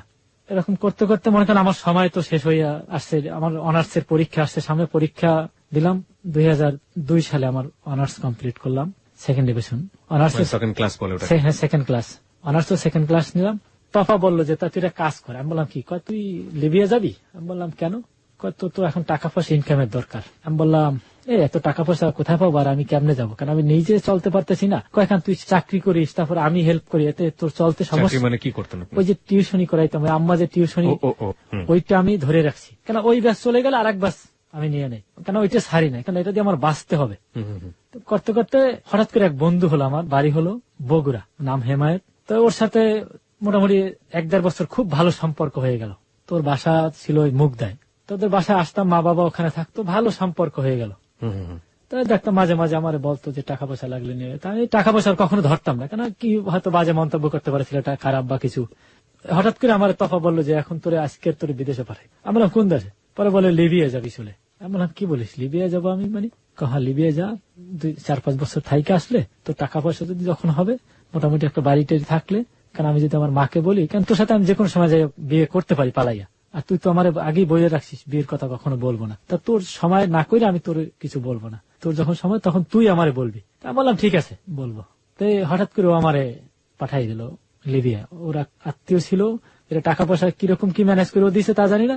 আমারে একদিন আগে তোর কোনো জামা কাপড় কিনতে হবে, 2003 সালের ডিসেম্বরের 10 তারিখে তোর কি কোনো জামা কাপড় কিনতে হবে? আমি বললাম কেন, জামা কাপড় তো অনেক আছে। চল তো তারপর কিছু জামা কাপড় কিনবো। তো আমাকে নিয়ে নিউ মার্কেট আসলো, নিউ মার্কেট আইসা 5-6 ছুট জামা কাপড় কিনলো আমার জন্য। তারপর আমি দেখলাম যে এতগুলো দিয়ে কি, তারপর আরো মানে টোটাল আর কি 10 ছুট জামা কাপড় আমার জন্য কিনলো। কেনার পরে একটা ব্রিফ কেস কিনলো, কিনা সব সুন্দর করে সাজাইয়া আমার কিছু বলে না, কালকে আমি একটু এয়ারপোর্ট যাবো, তো আমি চিটাং এ যাবো, এই জন্য তোর এটা আমার আগাই দিয়ে আসবি। এই জন্য আমি বললাম এগুলো কার জন্য? আমি বিয়ে করতে যাচ্ছি। তখন আমি কাল্লা কি ব্যাপার, ও বিয়ে করলে আমার তো চলার রাস্তা বন্ধ হয়ে যাবে। আমি কি বলিস তুই এত স্বার্থপর? এখনকার তো ছেলেরা এরকম করে, ছেলেরা মেয়েরা করে যতদিন ভালো লাগে, কিন্তু ও যে আমার পরীক্ষা করে তা আমি জানি না। এয়ারপোর্টে নিয়ে গেল, এয়ারপোর্ট নিয়ে যাওয়ার পরে ওখানে যাই আমার টিকিটটা হাতে দিল যে তোর এই কিছুক্ষণ পরেই তোর ফ্লাইট হবে। আপনার কাছ থেকে পাসপোর্ট ও সব করছে, আমার ছবি টবি নিয়ে সব রেডি করছে, কিন্তু কখন কি করছে এগুলো আমি কিচ্ছু জানি না। পরেও আমার বললো যে এখনই তোর ফ্লাইট হবে। এর ভিতরে ওর এই যে আত্মীয় নিবে উনি আসছে, ওনার সাথে আমার ধরাই দিল। আমি ভিতরে চলে গেলাম, বসলাম, ঘন্টাখানি পরে চলেন উঠলাম এয়ারে। লিবিয়ায় চলে গেলাম। কাজ মোটামুটি ভালোই। কোথা থেকে উঠলেন? ঢাকা এয়ারপোর্ট? হ্যাঁ, ঢাকা এয়ারপোর্ট থেকে। তো এখন যাইয়া ওর কাছে ফোন করব, না বুঝি না যে কিরকম চিঠি দেবো না ফোন করব। আমি দিশেহারা হয়ে গেছি। আমার কাজ ছিল বাগানে পানি দেওয়ার কাজ। ওখানে? হ্যাঁ, ওখানে শুধু ওনার কিছু ফলের গাছ আছে, ওই গাছে দেখে দেখে আমি পানি দিতাম। কি ফলের গাছ ছিল? বিভিন্ন, মনে করেন কমলা গাছ, তারপর আপেল, তারপর আরেকটা ফল আছে লিচি, ওটা তো এদেশে খুব কম পাওয়া যায়। মানে অনেক ধরনের আইটেমের ফল। গাছগুলো পানি দিতাম। আর এই মাঝে মাঝে কুকুর ছিল কয়েকটা, কুকুরগুলোর সাথে উনি মালিককে পরিচয় করাই দিল। তাই পরে কুকুরগুলো নিয়ে দৌড়দৌড়ি করতাম ওই বাড়ির ভিতরেই। ও আচ্ছা, ওই কোন একটা বাড়ির আপনি এক ধরনের সার্ভেন্ট ছিলেন? হ্যাঁ হ্যাঁ। ওকে। তা আমি প্রথম কুকুর দেখে ভয় পাইতাম। তা যখন দেখলাম যে কুকুর আমারে, আমি যদি বলতাম শুয়ে থাকতো, আবার যদি বলতাম দৌড় দিত। ভাষা তো ওদের অন্য ভাষা ছিল? হ্যাঁ, আমি ইংলিশ বলতাম। আচ্ছা আচ্ছা। এখন টাকা, লিবিয়ার টাকা তো আর হাতে পাওয়া যায় না, কিন্তু অ্যাকাউন্ট নাম্বার যে দিছি, দেওয়ার সময় ওই যে বন্ধু ছিল আমার হেমায়েত, বাড়ি বগুড়া, ওর অ্যাকাউন্ট নাম্বার দিয়ে গেছি। এই পরে অ্যাকাউন্ট নাম্বারে ওই অ্যাকাউন্টে টাকা চলে আসে। আমি বেতনের কথা কাউকে যে বলবো তা তো আর জানি না যে ওখানে টাকা হাতে পাওয়া যায় না কিছু। হঠাৎ করে এক লোকের জিজ্ঞেস করলাম, বাঙালি ছিল, যে বললাম ভাই আমার তো বেতনের টাকা কিছু দিতেছে না, এর মানিটা কি? কয় কি বলেন, এখানে টাকা তো হাতে পাওয়া যায় না, টাকা তো অ্যাকাউন্টে চলে যায় বাংলাদেশে।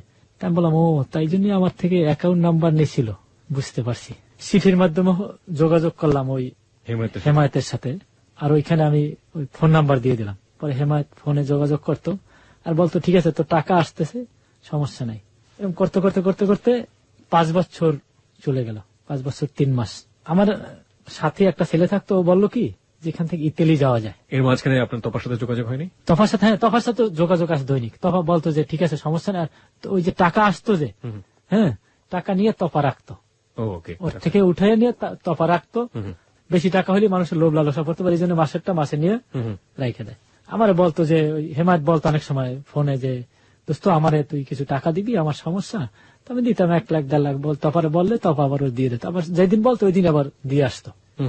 মানে জমিয়ে ভালো একটা অ্যামাউন্ট আপনার হয়েছিল। কত টাকা হয়েছিল সেই মুহূর্তে আপনি বলতে পারেন? হ্যাঁ, আমি 5 বছরে 7 লাখ টাকা আমার হয়েছিল ওই 5 বছরে। হ্যাঁ, ইটস আ গ্রেট সাকসেস এই পর্যায়ে আমি বলতে পারি। কিছু মানুষের কন্ট্রিবিউশন অফকোর্স, এই সমাজের এই যে নোংরা বাস্তবতা, সেই বাস্তবতার মধ্যে কিছু অনন্য অসাধারণ কিছু মানুষ, যে মানুষগুলো হয়তো তার পরিচয়টা জানে না, সে গোপন করেই তার একটা অনেক ভালো একটা জায়গা। এই মানুষটা, যে মানুষটা হয়তো একেবারে শেষ হয়ে যেতে পারতো, সে 7 লাখ টাকার মালিক ওই মুহূর্তে। Okay, let's see for the future কি হয়। তারপর ইতালিতে গেলেন না, কি করলেন? হ্যাঁ, ইতালি যাই না, ইতালি রওনা করলাম। আমার সাথে যে আরেকটা ছেলে ছিল, ও বলল যে একই বোর্ডে যাব, নদী পার হতে হয় তো, তাই বোর্ডে পার হতে হয়। তো মাঝখান দিয়ে ওরা ফেলে দেয়, সাঁতার কেটে উঠতে হয়। তো ওদের বোর্ডটা আগে চলে গেছে, ওরা চলে গেছে, কিন্তু আমি পুরোপুরি যেতে পারি না, আমি ধরা পড়ে গেছি। ওকে, আমাদের বোর্ডে অনেক লোক ছিল, ধরা পড়ে গেলাম। আইনা জেলে দিল, খুব মারধর করলো, মানে ইচ্ছা মতন যা হিসাব ছাড়া মারধর করলো।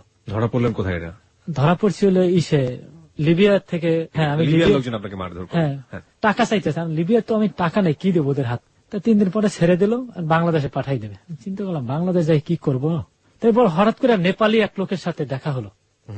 নেপালি লোক বললো যে হিন্দি বলে, হিন্দি তো মোটামুটি বোঝা যায়, যে আমার দেশে যাবি, আমি তোরে নিয়ে যাই, তো 6 মাস কাজ করবি, কোনো টাকা পয়সা দেবো না, খালি খাবি। আমি বললাম ঠিক আছে যাবো। চলে আসলাম ওর সাথে নেপালে। যখন নেপালে আসলাম তখন মনে করলাম যে এখন তো বাংলাদেশে আসছে। আমি বললাম যে ঠিক আছে তুই টাকা যদি আমার বেতন না দাও, আমি এখানে কাজ করবো না। তো আমার মনে জানি কেমন একটা লাগতেছে, আমি একটু বাংলাদেশ থেকে ঘুরে আসি। এবারে বললাম যে আমি একটু বাংলাদেশে যাবো, আমার যাইতে দে। বলো ঠিক আছে তুই যা। তো ইন্ডিয়া পাস করে বাংলাদেশে পাঠাইয়ে দিয়ে তারপর ওখান থেকে চলে গেছে। মালিকের নাম ছিল হেমরাজ, খুব ভালো লোক। তো যাই হোক, এরপরে আসলাম দেশে আসার পরে ওই বন্ধুর সাথে যোগাযোগ হলো। আর তপা বললো যে আমার এখন বিয়ে করবি না। আমি বললাম তোর বিয়ে করতে আমার একটু সময়ের দরকার আছে। কয় কেন? তুই যদি আমার আজকের বিয়ে না করিস, আমারও বললো, তাহলে আমি আত্মহত্যা করবো। আমি বললাম কি বলিস তুই আত্মহত্যা করবি? এগুলো কি বলিস, আত্মহত্যা করবি কেন? আমি কি বলছি তোরে বিয়ে করবো না? বলে আজকেরই আমার বিয়ে করতে হবে। আমি তো এখন হতভম্ব হলাম, কি আমি আসলাম আজকের 5 দিন, এখনো আমার বলে বিয়ে করতে, এটার মানিটা কি? আমি বললাম কি তোরে কি জোর করে কোথাও বিয়ে দিচ্ছে নাকি? কয় না, আমার আজকের তোর বিয়ে করতে হবে। না, আমি তো ওই দিনই বিয়ে করতে রাজি হইনি। আমি বলছি না সরি, আমি আজকের বিয়ে করতে পারবো না, আমার নিম্ন 1 মাস সময় দিতে হবে। তো ওই দিনই কারেন্টে হাত দিয়ে কিরকম কি ও দুর্ঘটনা শিকার হয়ে ওখানে মারা গেছে।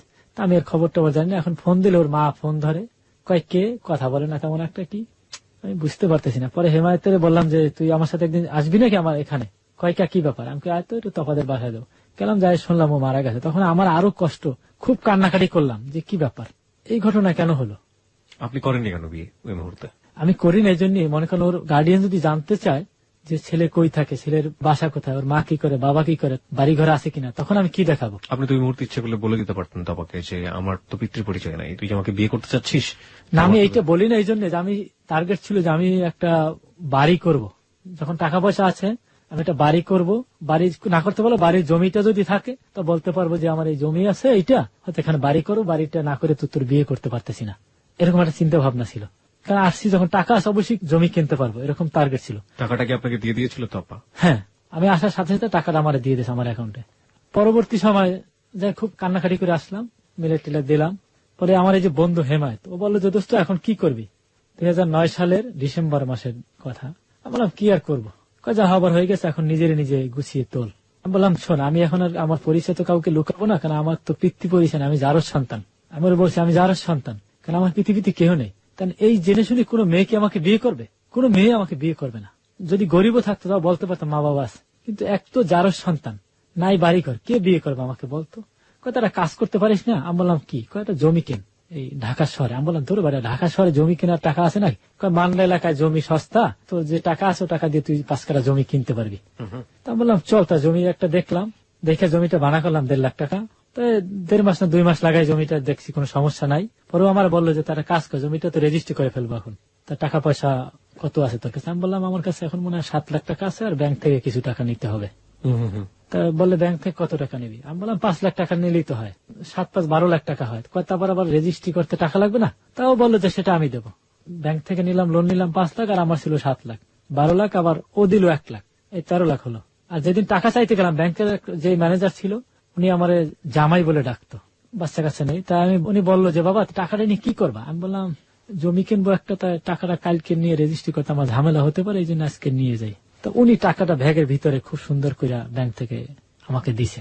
আমার একটু পয়েন্ট, সেটা হচ্ছে যে সাধারণত কোনো ব্যাংক ম্যানেজারই কাউকে জামাই বলে ডাকার কথা না, আপনাকে কেন ডাকতো? আমি যখন এই মান্ডায় থাকতাম ওনাকে শেয়ার করতাম যে আমার পৃথিবীতে কেহ নাই। মান্ডাতে থাকা অবস্থায় আপনি ওনাকে শেয়ার করতেন? হ্যাঁ। ওনার সাথে পরিচয় হয়েছিল কিভাবে আপনার? ওনার সাথে পরিচয় হয়েছিল, উনি যেখানে থাকতো ওইখানে আমি পাশে, ওই যে দারোগার বাড়ি, ওই দারোগার বাড়িতে আমি থাকতাম, আর উনি ওইখানে থাকতে। তো দেখতে দেখতে এলাকার মধ্যে ভালো যে লেখাপড়া করি, এরকম করতে করতে ওনার সাথে ভালো একটা পরিচয় হলো। তাই আমি এক পর্যায়ে জানলাম ওনার কোনো বাচ্চা কাচ্চা হয় না। একদিন আমি বললাম আপনার তো শ্বশুর বানান দরকার আমার, দুষ্টামির মধ্যে একদিন বলছি, এই তখন থেকে আমি ওনার জামাই হয়ে। আলটিমেটলি ওনার কোনো বাচ্চা কাচ্চা ছিল না? কোনো বাচ্চা কাচ্চা ছিল না। তারপর তো টাকা নিয়ে রাখলাম বাসায়, ব্যাগের নিচে টাকা দিয়ে আর কি, উপরে বাজার, শশা কিনে দিল, গাজর, কাঁচামরিচ কিনে দিয়ে ব্যাগে দেশ বাজার লই বাসায় যাও, মানুষই বুঝবে বাজার, কারণ ব্যাংকের টাকা যে কোনো সময় দুর্ঘটনা ঘটতে পারে যাওয়ার সময়। বলছি ঠিক আছে, আইনা রাখলাম। তো আসার পরে হেমায়ত বললো যে দোস্ত টাকা কইরে? বললাম ব্যাগের ভিতরে। কোথায়? বাজার। আমি টাকা নিচে। পরে বললো যে ঠিক আছে। রাত্রি দেখতাম ও ঘুমাইতো না, হেমায়ত ঘুমায় না। আমি বললাম যে কি ব্যাপার, তুই ঘুমাচ্ছিস না? এমনি ঘুম আসে না। আমি বললাম ঘুম আসে না মানে কি বলিস? ঘুম আসে না? ঘুম তো অবশ্যই আসে। আমি ঘুমাইতেছি, প্রচুর ঘুমাইছি। আমার আবার একটা অভ্যাস আছে, প্রতিদিন সকালে যত শীত হোক আমার গোসল করা লাগে, যত শীত হোক আমার গোসল করতে হবে, না শরীরটা যেন কেমন অভ্যাস। হ্যাঁ, তাই গোসল করতে ঢুকলাম। তা গোসল করতে প্রায় 25 মিনিটের মতো সময় আমার হয়ে গেল। তো ও আগেই মনে করেন ওর ফটো ছিল আমার কাছে, ওর যে ছবি ছিল, তারপর আমার এই ন্যাশনাল একটা আইডি কার্ড ছিল, তারপর আমার পাসপোর্ট ছিল, সবগুলা মানে বাসার ওই মানে টুকিটাকি কাগজপত্র যা ছিল, ওর ফোন নাম্বারটা, যেখানে ওর বাড়ির ঠিকানা, এগুলো যা ছিল সব আগেই ও ম্যানেজ করে রাখছে। আমি তো এগুলো জানতাম না। আমি গোসল করতে ঢুকছি, ও সকালবেলা টাকার ব্যাগ নিয়ে চলে গেছে। তা আমি গোসল সাইরা আনন্দে আর কি বের হইতেছিলাম, বাথরুমের গেটটা খুলছি, ওই গেটটা ছিল প্লাস্টিকের, গেটটা খুলতে গেছে, আমি দেখি ব্যাপার কি, আটকানো, খুলে না। কি আমি থাপড়াইতেছি, যাই খোল, তাড়াতাড়ি খোল, দুষ্টামি করিস না। খুলে না, প্রায় 20 মিনিটের মতো দাঁড়াই রইলাম। তখন আমি বুঝতে পারছি আমার টাকা নেই। তখন আমি কান্নাকাটি আরম্ভ করে দিলাম যে আল্লাহ আমার জীবনটা এইরকম শেষ করো তুমি, আমি কি করছি জীবনে, কোনো মানুষের একটা ক্ষতি করলাম না, আমার জীবনটা কেন এরকম হলো। আপনি বের হয়ে তারপরে কি দেখলেন? বের হয়ে ওর আর পাই না। আপনার সাথে যোগাযোগ করেনি? ফোন নাম্বারটা ছিল বা এরকম? সব বন্ধ। আসলাম সাথে সাথে, ও যেখানে থাকতো ওইখানে আইসা জিজ্ঞেস করলাম, ওরা কালকে চলে গেছে। ও আগে থেকে ওখান থেকে চলে গিয়েছিল? হ্যাঁ, ওরা কালকের এখান থেকে চলে গেছে, এই 2010 সালের মার্চের 10 তারিখ সকালে। এরপর আপনি আর কোনো খোঁজ পাননি? না, এরপর আর কোনো খোঁজ পাই নাই। তখন থেকে একদম পাগলের মতো, মনে করেন অনেকের মায়েরও খাইছি আমি। টাকা 5 লাখ টাকা আপনি লোন নিলেন ব্যাংক থেকে, হ্যাঁ, এটা আপনি কি করেছেন? এটা আপনি শোধ করেছেন কিভাবে? সব শোধ করা হয়নি এখনো। কি করেন আপনি? কি করে কিভাবে কি করেন? এই মনে করেন প্রতি মাসে আমি কিছু না কিছু ব্যাংকে দিতেই আছি। কিভাবে দেন আপনি এখন? এই মনে করেন আমি যে চাকরি করতেছি একটা, এখন চাকরি করেন? এই চাকরিটা ছেড়ে দিয়েছি। এই কয়দিন হলো, আজকে 7 দিন হলো চাকরিটা আমি ছেড়ে দিছি। আমাকে একটু মিথ্যা বলতে বলছিল, যে মিথ্যাটা আমি বলতে পারবো না। বিধায় আমি চিন্তা করছি আমি একার জন্য আরো 10টা ফ্যামিলির কে নষ্ট করবো। আমি বলছি স্যার, কিসে জব করতেন আপনি? আপনি পুরো প্রতিষ্ঠানের নাম বলার দরকার নেই, শুধু বলেন কিসে জব করতেন। আমি বাইন হাউসে চাকরি করতাম। কিসের মিথ্যা কথা বলতে বলেছিল আপনাকে?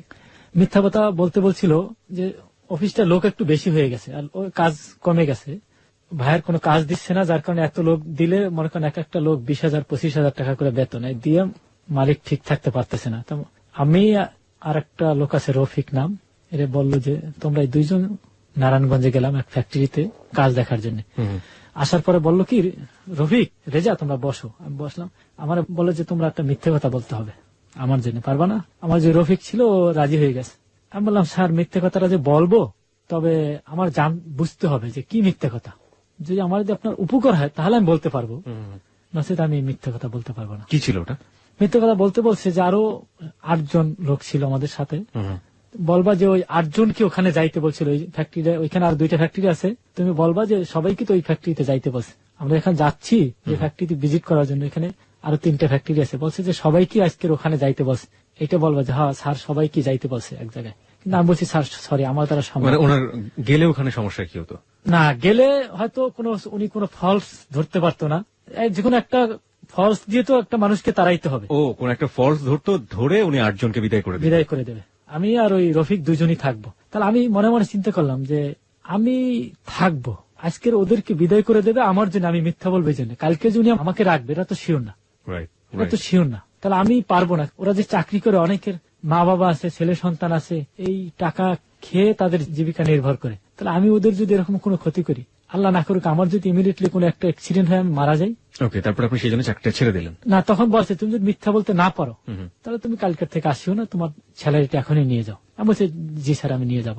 আমি চলে আসছি এই 7 দিন আগে, আমি আর ওইখানে যাই না। এখন আপনি কোনো জব করছেন? করি না এখন তো জব পেতে হবে। কেন আমি যদি জব থাকে কোথাও ভালো কোনো জব, যার কষ্ট আমার যত হোক, আমার টার্গেট ছিল যে আমি একটা দিন বসে থাকবো না, এরকম একটা টার্গেট নিছি। কারণ আমার এই ব্যাংকের টাকাটা শোধ করতে হবে। কত টাকা দিতে হয় আপনার প্রতি মাসে?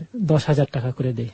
এবং আপনি কাজ খোঁজ করে যাচ্ছেন? হ্যাঁ, এখন মনে করেন এখনো 2.5 লাখ টাকার মতো আমার কাছে পাওনা আছে। আপনি এখন অবিবাহিত ব্যক্তিগত জীবনে? আচ্ছা, আর মাস্টার্স আপনি করেছেন? মাস্টার্স শেষ করিনি। মাস্টার্স আপনি করছেন অনার্সের পরে? কোথায় করছেন? জগন্নাথ বিশ্ববিদ্যালয়। আপনার মার সাথে এখন আর কোনো যোগাযোগ আপনার কাছ থেকে হয় না? না, উনি যদি ফোন দেয় কখনো, এবার ফোন দিয়েছে অনেকদিন হলো, প্রায় 4 মাস হয়ে গেল ফোন দেয়নি। আপনি কখনো খোঁজ করেছেন বা চেষ্টা করেছেন আপনার বাবা মাকে খুঁজে পাওয়ার জন্য?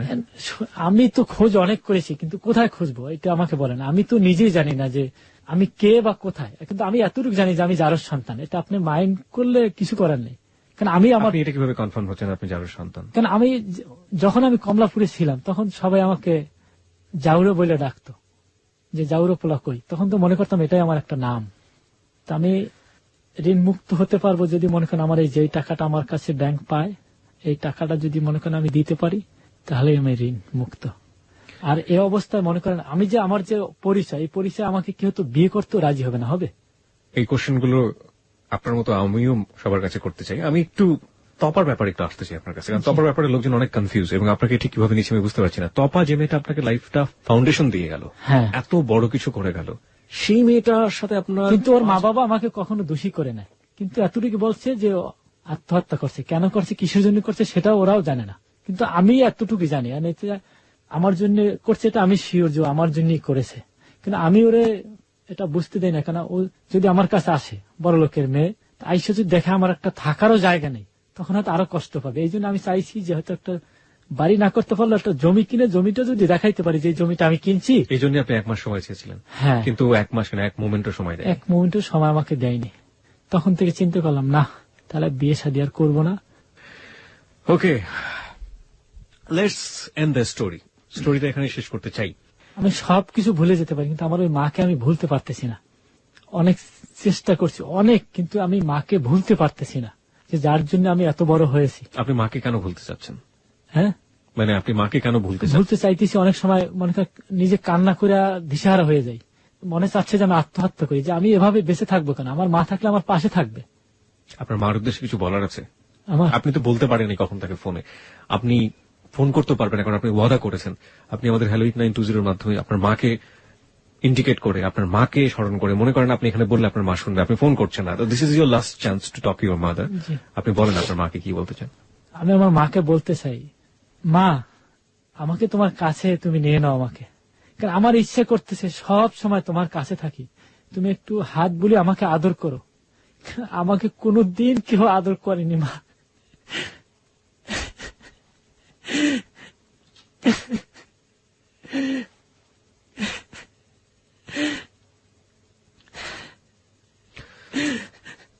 ওকে, রেজার গল্প এখানে শেষ হচ্ছে। আমরা একটু যাবার বেলায় আপনাকে একটু যেটা বলে করে দিতে চাই, হ্যালো 8920 আপনার জীবনের গল্প বলার প্ল্যাটফর্ম।